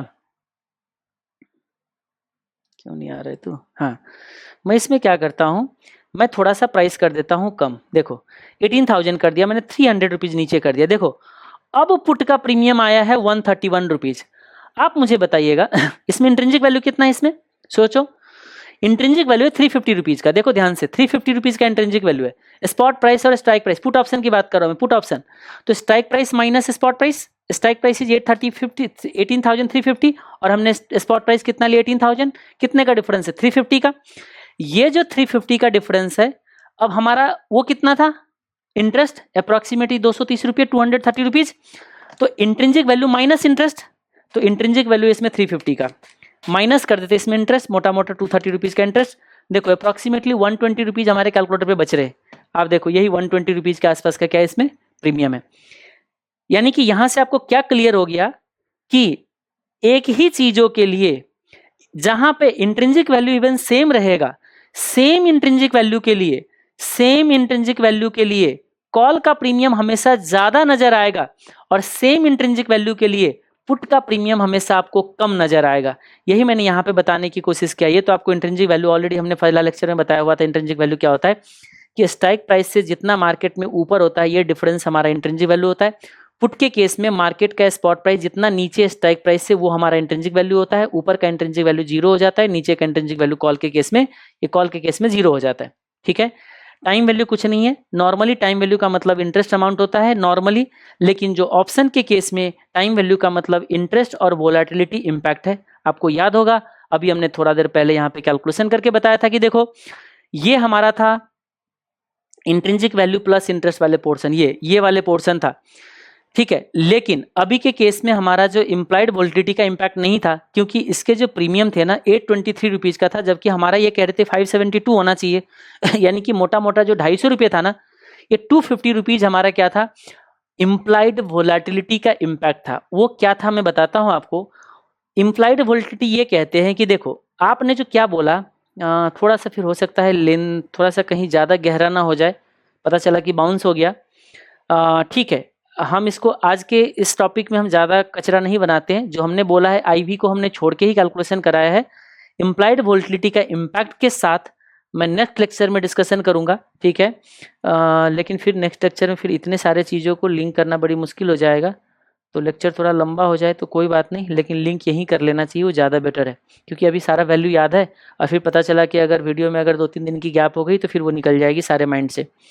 तो अभी देख रहे हो तो अभी आपको सारा चीज़ याद होगा। चलो मैं एक काम करता हूँ, मैं आपको थोड़ा सा इन डेप्थ और करवाता हूँ। ठीक है, होप यहाँ तक क्लियर है। आप लोग फीडबैक दिया करो देख के कि देखो होता क्या है, आप कैसे सोचते हो उसके बेसिस पे बहुत सारी चीज़ पढ़ाने का तरीका जो होते हैं ना वो मॉडिफाई किया जाता है। और यही अच्छे टीचर का जो होते हैं ना वो एक गुण होता है, या हम कह सकते हैं उसके एक जो अच्छाई है वो यही है कि वो सिचुएशन को देख के अपने पढ़ाने के स्टाइल को बदल देता है। और मैं अच्छे टीचर हूँ ये आप ही लोग बोलते हो, है ना। बाकी आज ये इसमें अपना तारीफ तो खुद नहीं किया जाता है। ठीक है, बट आप ही लोगों की तारीफ से मैंने रिपीट कर दिया है, अगर बुरा लगा हो तो सॉरी। अभी हमने बात किया था कि देखो 18,350 का हमने यहाँ बात किया था, और हमने 2.5 मंथ का जो टाइम पीरियड लिया था उसमें 1.25% का इंटरेस्ट था। तो हमने क्या देखा, इस वाले पोर्शन में इंटरेस्ट हमारा बन रहा था अप्रॉक्सीमेटली 230 का, और 18,350 का हमारा निफ्टी का प्राइस था। तो 18,580 हमने बोला कि इसका फ्यूचर का प्राइस होना चाहिए यहाँ पे, निफ्टी का फोरकास्ट किया हमने, और यही मैंने आपको जाके मैचिंग भी करा दिया कि फ्यूचर जो आपको दिख रहा था फ्यूचर सेगमेंट में इतने का निफ्टी आपका चल भी रहा था। अब हम क्या कहते हैं, देखिए अब आप यहां से आते हैं इम्प्लाइड वोलेटिलिटी।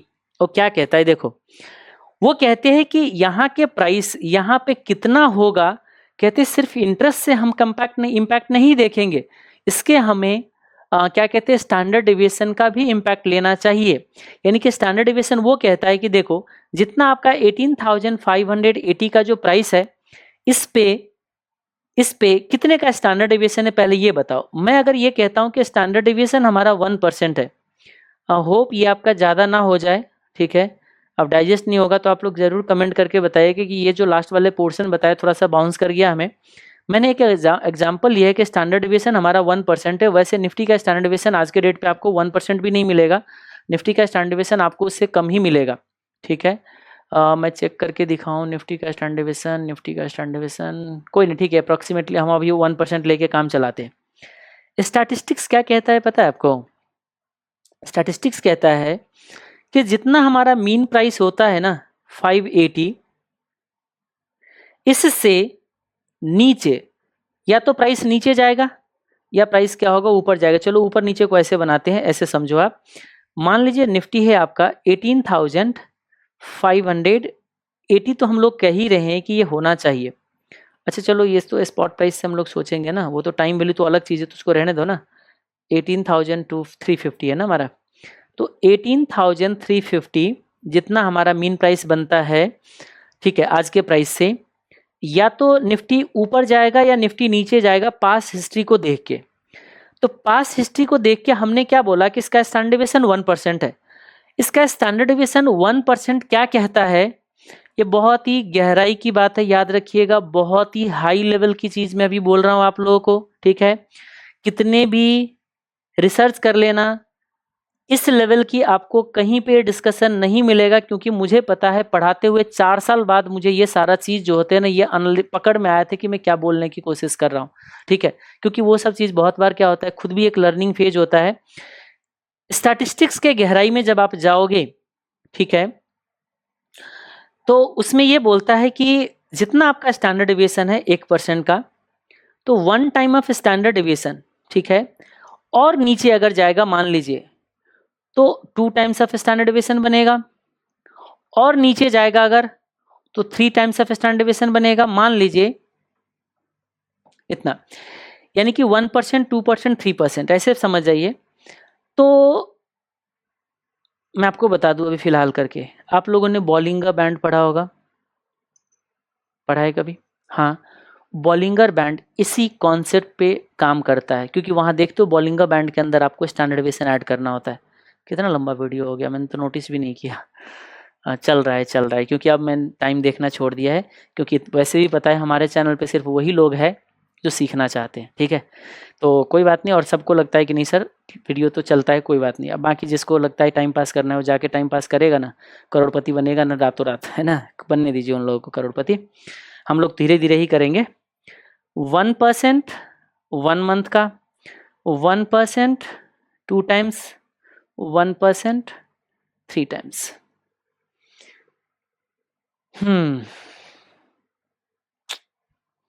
मुश्किल हो जाएगा इसको मुझे बोलने में, बार बार मैं सोच रहा हूँ कहीं हैवी ना हो जाए, क्योंकि मुझे इसमें क्या करना पड़ेगा, मुझे स्टैंड परसेंटेज याद नहीं है, क्योंकि मैं ये चीज़ रट्टा नहीं लगाता हूँ, मैं समझ के चलता हूँ। तो मेरे बुक के अंदर ये टेबल है, ये जो होता है स्टैटिस्टिक्स की टेबल होती है, वो टेबल से आपको पता चलता है वहाँ से। तो ये टेबल हमारा जो कहते हैं ना, टेबल ये कहते हैं कि अगर 1 टाइम्स ऑफ स्टैंडर्ड डेविएशन अगर हम दूर हैं, 1 टाइम्स ऑफ स्टैंडर्ड डेविएशन अगर हम दूर हैं, तो इसका जो वैल्यू बनेगा आपका 1 टाइम्स ऑफ स्टैंडर्ड डेविएशन अगर दूर है तो 34%, यानी कि इसकी जो प्रोबेबिलिटी है ना 34% की है। समझ आए? ठीक है, ना समझ आए इग्नोर कर लीजिएगा, मैं क्या कह सकता हूँ, मैंने पहले ही बोला है बहुत हाई लेवल की चीज़ है, ठीक है, ये जो है आपका 34% की प्रोबेबिलिटी बनती है। और इसको समझाने के लिए मैं पूरे के पूरे 1 यानी कि 4 घंटे में ये समझाता हूँ मैं बच्चों को। अपने सीए फाइनल के स्टूडेंट को ये समझाने के लिए मैं 4 घंटे लगाता हूँ, ये 34% उसको समझाने के लिए क्या कहने की कोशिश कर रहे हैं, ठीक है। तो अभी आप उस 4 आवर तो नहीं लगा सकते, लेकिन हाँ मैं इतना आपको बता सकता हूँ कि मतलब क्या हुआ, मतलब क्या हुआ बताता हूँ। अगर किसी स्टॉक का स्टैंडर्ड डेविएशन 1% अगर है, तो अपने मीन प्राइस से 1% ऊपर और 1% नीचे अगले दिन उसका शेयर रहेगा, इसकी पॉसिबिलिटी 34% ऊपर और 34% नीचे, यानी कि मैं इसको ऐसे बोल देता हूं आपको, ध्यान से सुनिएगा, 34% इसकी प्रोबेबिलिटी, और प्रोबेबिलिटी आपको पता होगा चांस है ना, हो जाएगा। इसका मतलब हमारा, मैं मोटा मोटा बता रहा हूं, याद रखिएगा, कोई जाके एक्यूरेटली कैलकुलेशन मत कर लेना, क्योंकि मैं किस लेवल के स्टूडेंट को बता रहा हूं वो भी मुझे पता है। एग्जैक्ट प्रिसाइज वे में अगर एक्यूरेटली कैलकुलेशन करेंगे तो उसके लिए मुझे पूरा exact standard deviation, exact mean value सब कुछ चाहिए होगा एग्जैक्ट। मैं मोटा मोटा बता रहा हूं, जिसमें 2-4 10 रुपए का डिफरेंसेस रहेंगे, उससे कोई फर्क नहीं पड़ता है, क्योंकि मुझे पता है बिल्कुल बेसिक स्टैटिस्टिक्स का एस भी नहीं जानने वाले को मैं कुछ ऐसे चीज बता रहा हूं जो डाइजेस्ट नहीं कर सकता है। तो कुछ लोग हो सकते हैं पढ़े हुए लिखी चीज मेरे को यहाँ पे गलत बनाने लग जाएंगे। अरे गलत तो मुझे कोई बना ही नहीं सकते हो, क्योंकि मैं इतना इन डेप्थ एनालिसिस करके ऑलरेडी बैठा हुआ हूँ, इतना मैं बोल पा रहा हूँ ना, वो उसी एनालिसिस के बेसिस पे बोल पा रहा हूँ। यानी कि 18,350 प्लस 1%, यानी कि इसका प्राइस इस लेवल के बीच में रहेगा 18,534। कुछ लोग तो ये रट्टा ही लगवा देता है आप लोगों को, देखते हैं कुछ लोग जो जिसको नहीं समझ आते, रट्टा लगा लो, इसके बेसिस पे होता है ये, ठीक है। यहां से आपका 1% माइनस कर दूं तो 18,350 माइनस 1%, ये आपका प्राइस आ जाएगा 181.67 का। मतलब क्या हुआ, ध्यान से रखिएगा, मैं आपको बता देता हूं। अगर आज हमारा निफ्टी यहां है, ध्यान से सुनते रहिए, आज हमारा निफ्टी यहां है, तो अगले दिन यानी कि नेक्स्ट डे जब मंडे को मार्केट ओपन होगा, तो निफ्टी आपका यहां से लेके यहां के रेंज में रहेगा। इसकी पॉसिबिलिटी 68% का है। 68% प्रोबेबिलिटी है कि, यानी कि 100 डे में से 68 डे निफ्टी इसी रेंज के बीच में काम करेगा, ये स्टैटिस्टिक्स कहता है, और ये मैचिंग भी होता है। आप जाके चेक कर लीजिए, आपको पता चल जाएगा। ओके, अगर आप कहते हो कि 2% दूर जाना है, इतना दूर जाना है अगर आपको, यानी कि 2% दूर जाना है, तो उस केस में आपको कितना प्रोबेबिलिटी होगा, ये कितने प्रोबेबिलिटी होंगे, अगर आप जानना चाहते हो तो मैं आपको बता दूं, निफ्टी हमारा यहां से यहां के बीच में कितना जाएगा, है ना, तो 2%, 18,350 माइनस 2%, 1% स्टैंडर्ड डेविएशन की कैलकुलेशन याद रखिएगा, ये जाएगा आपका 17,000, है ना, 17,983 का। और 2% में अगर ऐड कर दूं 18,350 प्लस 2%, ये होता है आपका। मुझे तो लग रहा था कि इसको मैं अलग टॉपिक बना के बताते हैं ना, थोड़ा फ्रेश माइंड से, तो ज़्यादा अच्छे से समझ आता आप लोगों को। ठीक है, कोई नहीं, अभी जितना बोल दिया, इसको और थोड़ा इन डेप्थ करके बोलिंगा बैंड, अगर कभी बताने का मौका मिला अगर, तो उस टाइम पे मैं आपको फिर से एक बार रिफ्रेश करूंगा। तो उस टाइम पे हो सकता है एक बार पहले से सुना हुआ रहोगे अभी, और बाकी अगर बाद में चेक करोगे तो एकदम से माइंड में क्लिक कर जाएगा कि मैं क्या कहना चाह रहा हूँ। फिर मैं आपको ग्राफ के साथ दिखाऊंगा, खास करके जब इसका ग्राफ हम लोग बनाते हैं तो कुछ इस तरीके का ग्राफ बन जाता है इस चीज़ों का। ठीक है, बट मैं ग्राफ के अंदर नहीं ले जाना चाह रहा था। यहाँ पे हमारा प्राइस है, ये कहते हैं -1% standard deviation plus 1% standard deviation जाने की पॉसिबिलिटी 68% होती है, -2 times of standard deviation plus 2 times of standard deviation जाने की पॉसिबिलिटी जो आपको होगा वो कितना होगा, वो मैं बता देता हूँ, क्योंकि मुझे याद नहीं रहता है, मैं ये वो रट्टा लगा के नहीं बैठते। देखो मेरा रट्टा लगाने का काम ही नहीं है, मैं समझ लेता हूँ और जहाँ पे जो डेटा होता है वहाँ से हम लोग उसको लिंक करके आपको बता देते हैं। तो 2 टाइम्स दूर अगर जाओगे तो 2 टाइम्स के लिए उन्होंने पूरा प्रोबेबिलिटी बोला है 47% का है, तो ये बन जाता है 34 माइनस 47, 48 है अगर मान लीजिए, तो 48 माइनस 34 अगर मैं हटा दूं तो कहते देखो यहाँ से यहाँ जाने की पॉसिबिलिटी जो होता है ना ओनली 14% होता है, और यहाँ से यहाँ जाने की प्रोबेबिलिटी जो होती है 14% होती है। यानी कि आपका टोटल 68% ऑलरेडी हो चुका था, और 14 का 28% और ऐड कर दो तो 64 प्लस 14 28 28, ये बन जाता है 96% पॉसिबिलिटी है, 96% पॉसिबिलिटी है कि आपके निफ्टी इसी के बीच में रहेगा। अब कुछ लोग बोलेंगे सर ये तो थियरी है ना। अरे थियरी ऐसे ही बना है क्या? पूरे लाइफ में स्टैटिस्टिक्स चलता है, आपको नहीं है स्टैटिस्टिक्स की समझ तो आपको अलग चीज है। आप जाके चेक कर लीजिए, ये प्रोबेबिलिटी आपको मैच करेगा। मैं बहुत सारे दिन इसको मैचिंग करा के चेक कर चुका हूं। 96% पॉसिबिलिटी है कि निफ्टी आपका अगले दिन, एक दिन की फोरकास्ट याद रखिएगा, 2 दिन की नहीं, क्योंकि हमने स्टैंडर्ड डेविएशन 1 डे का यूज किया है। अभी जो मैंने आपको नंबर यहाँ पे चेक कराया था वो स्टैंडर्ड डेविएशन कितने दिन की थी बताइए? ये जो मैंने आपको स्टैंडर्ड डेविएशन चेक कराया था वो था डेली रिटर्न का। अगर डेली रिटर्न का स्टैंडर्ड डेविएशन 1% होगा, जैसे आप ये जितने भी चेक कर रहे थे, ये जितने भी स्टैंडर्ड डेविएशन आपको ये दिख रहे हैं, ये सारे 1 डे का स्टैंडर्ड डेविएशन नहीं, सारे याद रखिएगा। इसी सारे स्टॉक का जो स्टैंडर्ड डेविएशन है, इसी के बेसिस पे तो आपका निफ्टी का भी स्टैंडर्ड डेविएशन डिसाइड होते हैं, क्योंकि निफ्टी इसी के फ्लक्चुएशन से लिंक बन के होके बनती है, तो इसका भी स्टैंडर्ड डेविएशन डेली बेसिस पे आपको उतना ही बनेगा। ओके, हैवी हो गया ना? ठीक है। अभी मैंने क्या बताने की कोशिश किया है कि स्टैंडर्ड डेविएशन को देखिए आप निफ्टी अगले दिन क्या होगा इसको आप फॉरकास्ट कर सकते हो। अब हमारे टाइम पीरियड कितने दिन का था बताइए? हमारे टाइम पीरियड है कितने दिन का बताओ? 2.5 महीने का। अब लिंक करते रहिएगा, टाइम के बेसिस पे इम्प्लाइड वोलेटिलिटी चेंज होता है, वो यहां से अब आपको लिंक हो जाएगा। 1 दिन की ये सिचुएशन है। अब आप मुझे बताइए 2 दिन के लिए अगर जाओगे ना तो स्टैंडर्ड डेविएशन अब 1 नहीं होगा। पहले मैं आपको बता दूं, अगर 1 दिन का स्टैंडर्ड डेविएशन 1% है ना, अगर ये डेली का स्टैंडर्ड डेविएशन 1% है, तो मैं आपको पहले एक चीज और बता दूं, एक दिन के चेंज का, 1 डे के चेंज का स्टैंडर्ड डेविएशन को ऐसे लिखा जाता है सिग्मा से। अगर ये आपका 1% है तो मैं आपको बता दूं 2 डेज का चेंज का स्टैंडर्ड डेविएशन अगर किसी को निकालना है तो 1%, है ना, ये कुछ फॉर्मूला होते हैं, मल्टीप्लाई बाय 2 का स्टैंडर्ड 2 का स्क्वायर रूट। अब ये सब क्या होता है, अब इतना डेप्थ में आपको जाने की जरूरत नहीं है। जैसे हमारे केस में कितना बन रहा है, 2.5 महीने बन रहा है, ठीक है, तो 2.5 महीने के केस में बनता है 2.5 मल्टीप्लाई बाय, वो तो ट्रेडिंग आवर के डेट पे होता है, ट्रेडिंग डेज के बेसिस पे होता है, कितने दिन बनता है 2.5 महीने में, 2.5 महीने कितने वीक बन जाएगा, वीक मल्टीप्लाई बाय 5 बनेगा, है ना, तो 4 दूना 8, 9 10, मैं अप्रॉक्सीमेटली 9 वीक होगा मेरे हिसाब से, 9 या 10 वीक होगी, तो 50 दिन बनेगा मेरे हिसाब से 2.5 महीने में। 2.5 महीने होगा भी नहीं, अभी 1 महीने आपका बचेगा। 9 अगर हो गया, 4 दूना 8 1 9 वीक मान लीजिए, एक्सपायरी का 9 वीक है और 1 वीक में 5 दिन ट्रेड होता है, मल्टीप्लाई बाय 5, तो उस केस में हम सिंपली ये कह सकते हैं 5 मल्टीप्लाई बाय 9, 45 डेज बनेगा ट्रेडिंग डेज में।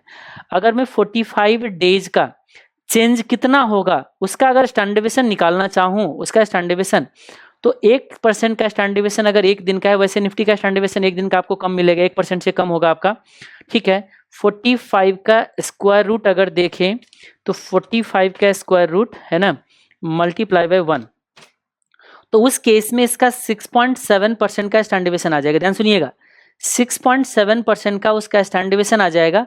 और फिर स्टैटिस्टिक्स क्या कहता है कि आज निफ्टी जहां पे है 18,315 पे, 18,350 से अब यहां से निफ्टी 6.7% ऊपर जाएगा, 6.7% ऊपर और 6.7% नीचे, जितना स्टैंडर्ड डेविएशन है उतना ऊपर और नीचे जाने की इसी बीच में रहेगी। इसकी पॉसिबिलिटी कितना परसेंट है बताइएगा? 68% है। ये आपको याद ही करना पड़ेगा, दूसरा कोई चॉइस नहीं अभी फिलहाल आप लोगों के लिए। आप ऐसे समझ जाओ, स्टैटिस्टिक्स ये कहता है कि जितना स्टैंडर्ड डेविएशन है वहां से ऊपर और वहां से नीचे, इन दोनों के बीच में रहने की पॉसिबिलिटी आपका 68% बनता है। अब इन सारे डेटा को मैं आपको क्या कहने की कोशिश किया था कि इसके बेसिस पे भी हमारा निफ्टी को फॉरकास्ट किया जाता है। ध्यान से सुनिएगा, ये जो हमारा फॉरकास्ट चल रहा था ना अभी थोड़ा देर पहले, हम लोग जो इसको फॉरकास्ट कर रहे थे, कहाँ पे फोरकास्ट कर रहे थे, यहाँ पे जाके कि देखो जी ये जो हमारा 18,350 का जो निफ्टी है, हमारा 18,350 का ये निफ्टी हमारा कितने तक जा सकता है। तो कहते हैं देखो 18,580 जो आप कैलकुलेट किए हो ना, ओनली इम्पैक्ट ऑफ इंटरेस्ट, इसमें सिर्फ इंटरेस्ट का इम्पैक्ट है, आपने उसका इम्पैक्ट नहीं लिया है जो पास्ट ट्रेंड के बेसिस पे स्टैटिस्टिक्स कहता है। पास्ट ट्रेंड को देख के उसके फ्लक्चुएशन से जो निफ्टी क्या कहते हैं स्टैंडर्ड डेविएशन जिस चीजों को फोरकास्ट किया है उसको आपने इम्पैक्ट को इनकॉर्पोरेट नहीं किया है। जब इसको इनकॉर्पोरेट करते तो आपको इस केस में इसकी जो वैल्यू होता है और ज्यादा जाता। अब आपको यहाँ पे सवाल दिमाग में पैदा होता होगा कि सर वो कितने स्टैंडर्ड डेविएशन को एडजस्ट करते हैं। आपको याद होगा ब्लैक स्कॉल्स मॉडल जो है स्टैंडर्ड डेविएशन को एडजस्ट करता है, हाँ, वो जो वोलेटिलिटी को एडजस्ट करता है वो ब्लैक स्कॉल ने अपने हिसाब से अपने माइंड को अप्लाई करके कितना परसेंट स्टैंडर्ड डेविएशन रखना है वो सारे उन्होंने इनकॉर्पोरेट कर रखा है, हमें दिमाग लगाने की जरूरत नहीं है। तो अब मुद्दे की बात आएगी कि सर तो फिर हम लोग कैसे फॉरकास्ट करें। सुनिए ध्यान से, अभी तक की कंक्लूजन क्या था, इस कागज के टुकड़े का वैल्यू निकालना है, हमने 1.5-2 घंटे लगा दिया होगा, जो भी लगा दिया, पूरे हमने इन डेप्थ आपको एनालिसिस करके दिखाया, लेकिन आपका कंक्लूजन तो इतना ही है कि भाई जितना इंट्रिंसिक वैल्यू उसमें इंटरेस्ट ऐड कर दो। भाई कंक्लूजन तो यही है ना, भाई हमने कितना पढ़ा उसको भूल जाइए, आप कंक्लूड करो ना। इतना पढ़ने के बाद हम कहाँ पहुंचे, हम यहाँ पहुंचे कि देखो जी, अगर कॉल का प्रीमियम निकालना है इंट्रिंसिक वैल्यू में इंटरेस्ट ऐड कर दो, पुट का प्रीमियम निकालना है इंट्रिंसिक वैल्यू को इंटरेस्ट माइनस कर दो। इसीलिए पुट का प्रीमियम जो होता है हमेशा आपको कम दिखता है due to the minus of interest. अच्छा, लेकिन वोलेटिलिटी हमने जीरो रखा है। अब आपको सवाल आएगा कि सर वोलेटिलिटी जीरो नहीं होगा तो क्या होगा, तो अब मैं बताता हूं। याद करिए हमने क्या बताया था पहला लेक्चर में कि देखो जी, प्रीमियम जो होता है किसी का वो होता है intrinsic value plus time value. मैंने टाइम वैल्यू बोला था, अभी यहां पे मैंने इंटरेस्ट बताया है। क्या इंटरेस्ट ही टाइम वैल्यू है? नॉर्मली इंटरेस्ट ही टाइम वैल्यू है, यही मैंने बोला है। देखो नॉर्मली टाइम वैल्यू का मतलब इंटरेस्ट होता है, लेकिन ऑप्शन के केस में टाइम वैल्यू सिर्फ इंटरेस्ट नहीं है, इंटरेस्ट प्लस वोलेटिलिटी इंपैक्ट है। इसी के लिए हम इतने देर से बहस कर रहे थे कि इंप्लाइड वोलेटिलिटी का जब तक इंपैक्ट नहीं डालोगे तब तक इसका प्रीमियम आप कैलकुलेट नहीं कर सकते हो। बात समझ में आ गई? हैवी हो रही है? अरे ऑप्शन ही हैवी है, क्या कर सकते हो। चलो वापस आइए, ऑप्शन में जो मास्टर बन जाता है आपको मैं क्या ऐसे ऐसे एग्जांपल दूंगा, क्या बोलूं आपको। आइए वापस, interest plus implied volatility time value, यानी कि सारे कैलकुलेशंस के अंदर हमारे डिस्कशन में बस एक चीज बाकी है, इंप्लाइड वोलेटिलिटी का इंपैक्ट। इसको भी मैं बहुत आसान तरीके से आपको बता देता हूं। आप मुझे बताइए, हमारा इसका मतलब ये 250 रुपये का जो डिफरेंस था, जो निफ्टी एनएससी में 823 का था और हमने जो 572 निकाला है, इसमें जो 250 रुपये का डिफरेंस था, that is the impact of volatility. मैं आपको बता दूं, बहुत आसान तरीके से निकाल सकते हो। चलो मैं एक काम करता हूं, पहले कंक्लूड करता हूं। चलो अब हमारे कंक्लूजन पे पहुंच गए हम लोग, कुछ नहीं है अब इसमें। ऑप्शन के प्रीमियम कैलकुलेट करना है, ऑप्शन के प्रीमियम कैलकुलेट करना है, तो हमने क्या बोला कि देखो ऑप्शन के प्रीमियम कैलकुलेट करना है, कहां पे मैंने वेरीफाई, ये रहा। कॉल के प्रीमियम निकालना, ये रहा। देखो ऑप्शन की प्रीमियम इग्नो डिस्काउंटिंग, ये क्यों लिख दिया मैंने, चलो ठीक है। जैसे आपको याद है अभी थोड़ा देर पहले हमने क्या किया था, 580 को यहाँ प्रेजेंट में लाया था, लिंकेज बन जाएगी। ये देखो 580 कल के अमाउंट को आज में कन्वर्ट करना है, फाइनेंस के लैंग्वेज में इसको डिस्काउंटिंग बोला जाता है। ठीक है, लोन वगैरह जो लेते हैं उसको पता चल जाता है, डिस्काउंटिंग बोला जाता है। इस 580 को प्रेजेंट में लाना डिस्काउंटिंग बोला जाता है। हमने क्या बोला था कि देखो ये 2-4-5 रुपए के लिए आप इस डिस्काउंटिंग के चक्कर में मत फंसना, ये सब भूल जाना। जो आप एक्सपेक्टेड इनफ्लो प्रेडिक्ट कर रहे हो उसी को आप क्या मान लो, प्रीमियम मान लो रियल लाइफ के लिए। लेकिन थियरी के लिए नहीं होता है जीरो, थियरी के लिए तो आप पीवी निकालना ही पड़ेगा, इग्नोर नहीं कर सकते, लेकिन रियल लाइफ में आप उसको इग्नोर कर लीजिए। तो हमने क्या बोला है, देखो यही चीज बोला है हमने, कहाँ गए देखो कहाँ गए, अरे यार आजा। देखो हम प्रीमियम कैलकुलेट कर रहे हैं, वोलेटिलिटी को कंसीडर कर रहे हैं, लेकिन वो डिस्काउंटिंग को इग्नोर कर रहे हैं, वो 2-4-5 रुपए को इग्नोर कर दे रहे हैं। ठीक है, डिस्काउंटिंग क्या होता है, कल के अमाउंट को प्रेजेंट वैल्यू में कैलकुलेट करना है, यानी कि फ्यूचर को प्रेजेंट में कन्वर्ट करना। डिस्काउंटिंग वर्ड है, आपको सुनना है सुनिए, तो इग्नोर करना इग्नोर कर लो, लेकिन मेरे को समझाने के बाद था। कॉल के प्रीमियम कैसे निकाला जाएगा, यही है अब लास्ट कंक्लूजन। आज के लेक्चर का पूरा क्रक्स ये है कि कॉल का प्रीमियम निकालना है तो intrinsic value plus time value, जो कि लोग 2 मिनट में पढ़ लेते हैं, 2 मिनट में पढ़ लेते हैं। कॉल का प्रीमियम कैसे निकलेगा, intrinsic value plus time value, खत्म हो गई। ठीक है, हमने 2 घंटे लगा के इसी चीजों को पढ़ा है, intrinsic value plus time value.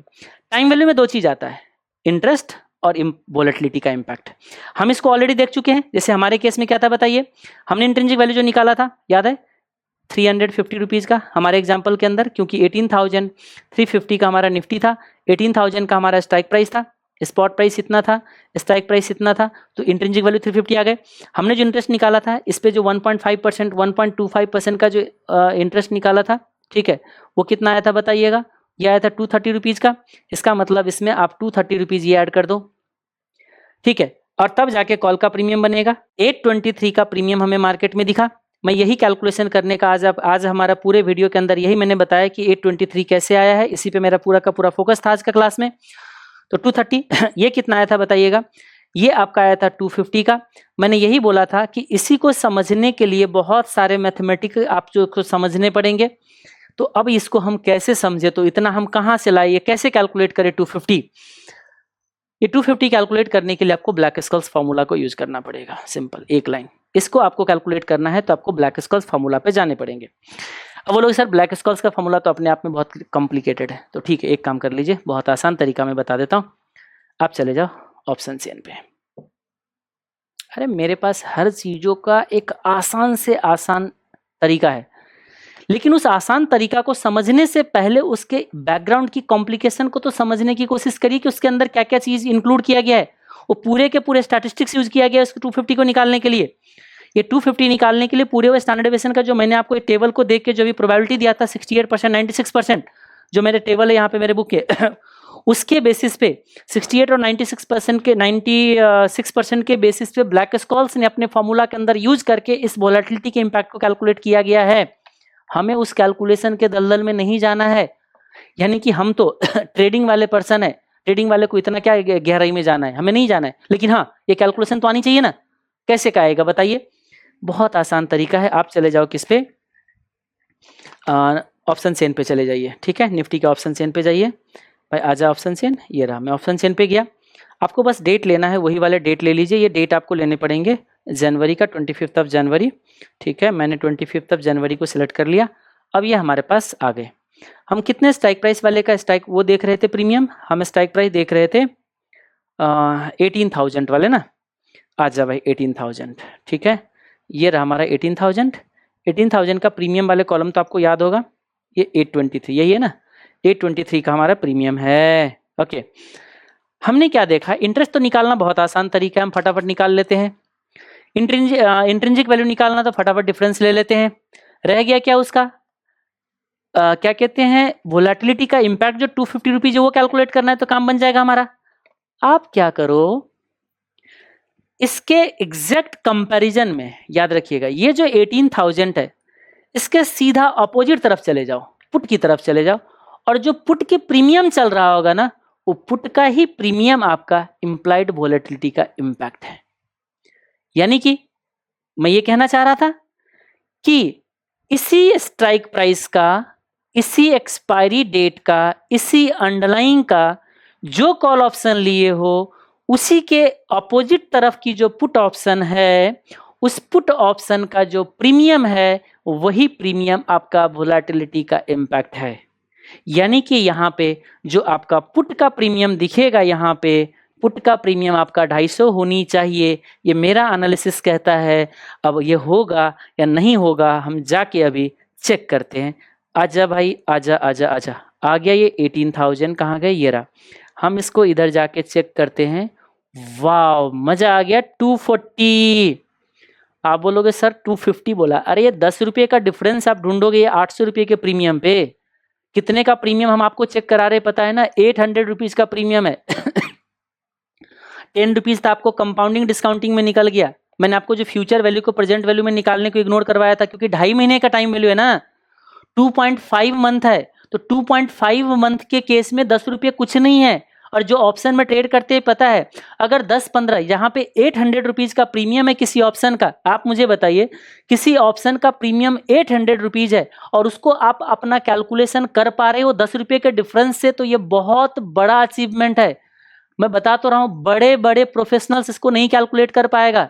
ठीक है, तो मैं भी तो बड़े प्रोफेशनल्स में ही आता हूँ ना, आप याद रखिएगा। वो चलो ज्यादा क्या बोल रहा है ना, ये 230 इन सारे चीजों को सिखाने के लिए, ठीक है, कितने इन डेप्थ एनालिसिस की जरूरत होता है वो मुझे पता है। चलो वापस आइए, 239 जो है ना, यानी कि अब यहां से आपको मजा आ गया होगा। मैंने क्या बोला आपको बताइए, जो इंप्लाइड वोलेटिलिटी को जो इंपैक्ट है यहाँ पे लिख के दिया है आपको, देखो कहाँ लिख के दिया है, कहीं तो लिख के दिया था मैंने, पुट का प्रीमियम होगा, देखिए same implied IV call premium, same IV का कॉल प्रीमियम। अच्छा ये कुछ और था, ज्यादा इन डेप्थ एनालिसिस हो जाएगा, कहीं पे नहीं लिखा क्या, ठीक है कोई नहीं, यहाँ पे लिख देता हूँ कि ये जो वोलेटिलिटी का इम्पैक्ट होगा ना, कॉल के प्रीमियम कैलकुलेशन करने के लिए वोलेटिलिटी का जो वोलेटिलिटी इम्पैक्ट ऑन प्रीमियम अगर किसी को चेक करना हो तो ये इक्वल होगा आपका पुट का प्रीमियम, पुट प्रीमियम इन एनएससी जितने का होगा वो उसके इक्वल हो जाएगा, तो आप फटाफट कैलकुलेट कर सकते हो। चलो उसी कॉन्सेप्ट को अगर हम यहाँ पे अप्लाई करें तो क्या पुट का प्रीमियम फोरकास्ट कर सकते हैं? हाँ जी कर सकते हैं। चलो हम एक काम करते हैं, इंट्रिंसिक वैल्यू हमें पता है, उसके लिए तो फिर आपका ये जीरो ही हो जाएगा ना इंट्रिंसिक वैल्यू। तो जब मान लीजिए सेम स्ट्राइक प्राइस रखोगे तो इंट्रिंसिक वैल्यू आपका जीरो हो जाएगा, उस केस में तो नहीं, फिर तो उस केस में आपका, क्योंकि हमने जो स्ट्राइक प्राइस लेंगे उसमें इंट्रिंसिक वैल्यू जीरो हो जाएगा, फिर टाइम वैल्यू आपका माइनस करना पड़ेगा, वोलेटिलिटी का इंपैक्ट के केस में क्या आएगा, वो कॉल ऑप्शन का आ जाएगा, तो एक्जैक्टली उतना ही बन जाएगा। ठीक है, तो आप इस तरीके से कैलकुलेशन कर सकते हो। तो आज के केस में हम लोग इतना ही रखते हैं, बाकी ब्लैक सब ठीक है, इस सब कोई दिक्कत नहीं है। मैं कंक्लूड कर देता हूँ, बहुत डिस्कशन हो गई, तो हमने कहाँ पे कंक्लूड किया वो मैं आपको बता दूँ अभी के लेक्चर को लेके। ठीक है, मैं आपको कंक्लूड कर देता हूँ हम कहाँ पे पहुँचे हैं। हमने ये बताया कि अगर किसी को कॉल का प्रीमियम हो ही गया, कंक्लूड ही कर दिया था आपको, कॉल का प्रीमियम निकालना है, छोटे से को हटा, इधर आ जाओ। कॉल का प्रीमियम निकालना है, intrinsic value plus time value. Time value में दो चीज़ होगा, एक इंटरेस्ट वाले पोर्शन होंगे, एक आपका वोलेटिलिटी का इम्पैक्ट होगा। जितना ज़्यादा वोलेटिलिटी होगा, याद रखिएगा, जितना ज़्यादा स्टैंडर्ड डेविएशन उतना ज़्यादा आपका वोलेटिलिटी का इम्पैक्ट होगा। ठीक है, उस पर तो और ज़्यादा जब हम ग्रिक्स पे, अब आगे जब हम ग्रिक्स की एनालिसिस कराएंगे ना, आज के लेक्चर आपको पूरा का पूरा लिंक हो जाएगा। आज के लेक्चर को 2-3-4 बार आप लिंक करिएगा अगर आपको सही मायने में ऑप्शन को आपको समझना है तो। ठीक है, क्योंकि मेरे तो ब्लड में आ चुका है, मैं तो सीधा कहीं से कहीं पे आपको बोल दूंगा आपको, लेकिन आप उस चीज़ों को लिंक करने के लिए आपको ध्यान से समझना पड़ेगा। तो क्या हुआ, intrinsic value upside difference call के लिए, डाउन साइड डिफरेंस पुट के लिए, plus interest plus implied volatility, यानी कि इंटरेस्ट और इंप्लाइड वोलेटिलिटी का इंपैक्ट दोनों को मिला के टाइम वैल्यू बनता है। तो इंट्रिंसिक वैल्यू टाइम वैल्यू हो गया प्रीमियम, और intrinsic value plus time value भी प्रीमियम होगा पुट ऑप्शन का भी, लेकिन पुट के केस में सिर्फ इंटरेस्ट क्या हो जाएगा आपका, माइनस हो जाएगा, बाकी अब सब कुछ क्या रहेगा आपका, सेम रहेगा। यही रीजन है कि सेम स्ट्राइक प्राइस वाले कॉल का प्रीमियम और सेम स्ट्राइक प्राइस वाले पुट का प्रीमियम जो होते हैं ना, हमेशा आपको पुट का प्रीमियम सस्ता मिलता है due to the negative interest.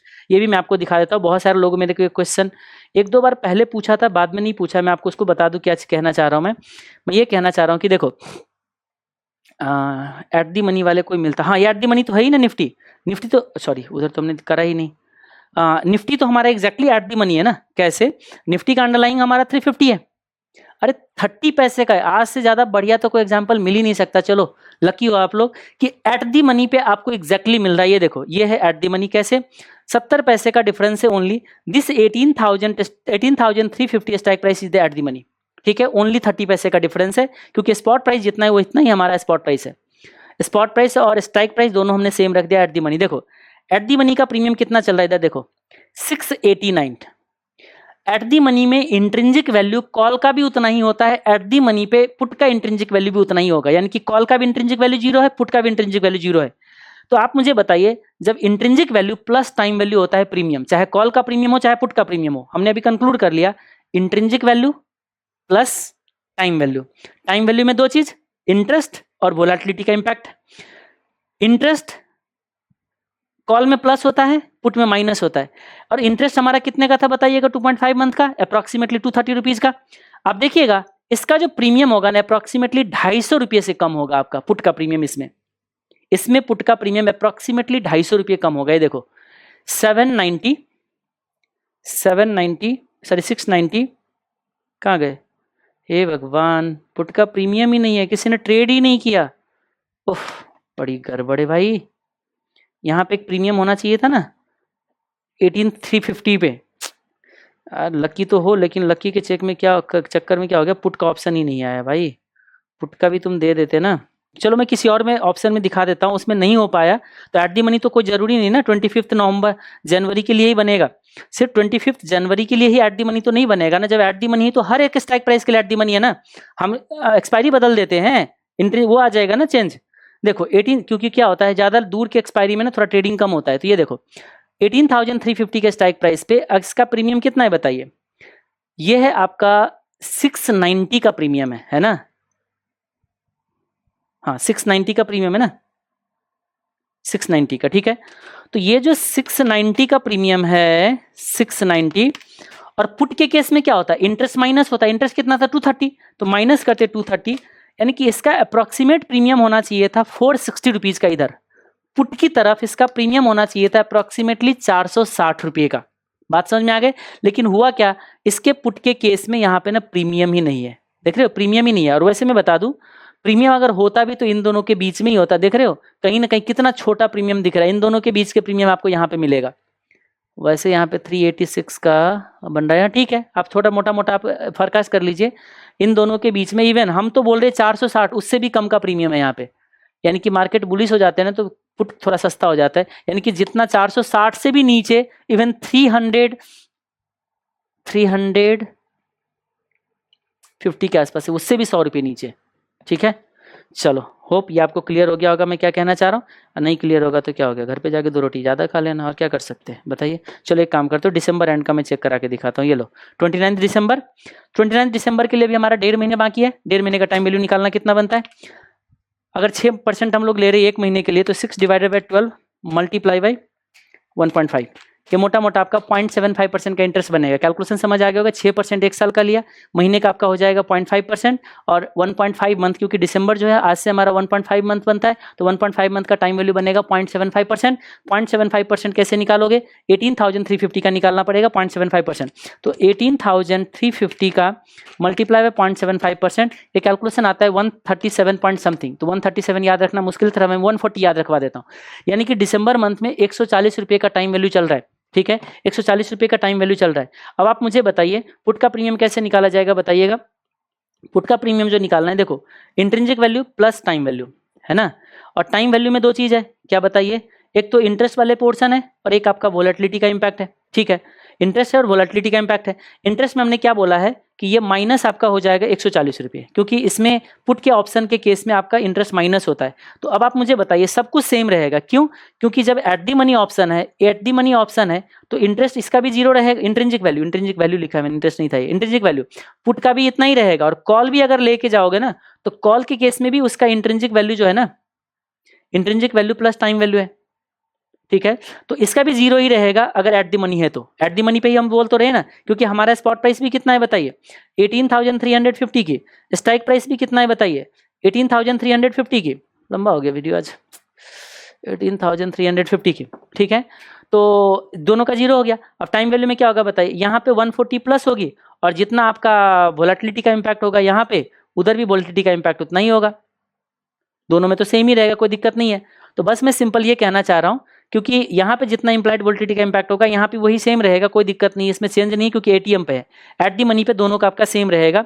तो आपको क्या मिलेगा, 140 रुपीज का गैप मिलना चाहिए कॉल और पुट के केस में। कॉल और पुट के केस में कितने का गैप मिलना चाहिए, इतने का मिलना चाहिए, मैं ये बोलने की कोशिश कर रहा हूँ। ठीक है, तो ये देखो 18,350 पे चलते हैं हम लोग, 18,350 पे हम लोग आ गए। ठीक है, ये एट दी मनी है। देखो इसका प्रीमियम कितना कह रहा है, 421 का, उससे प्रीमियम कम हो गया। प्रीमियम क्यों हो गया, क्योंकि टाइम वैल्यू कम हो गया। टाइम वैल्यू कम होने से क्या होता है, स्टैंडर्ड डेविएशन भी कम हो गया।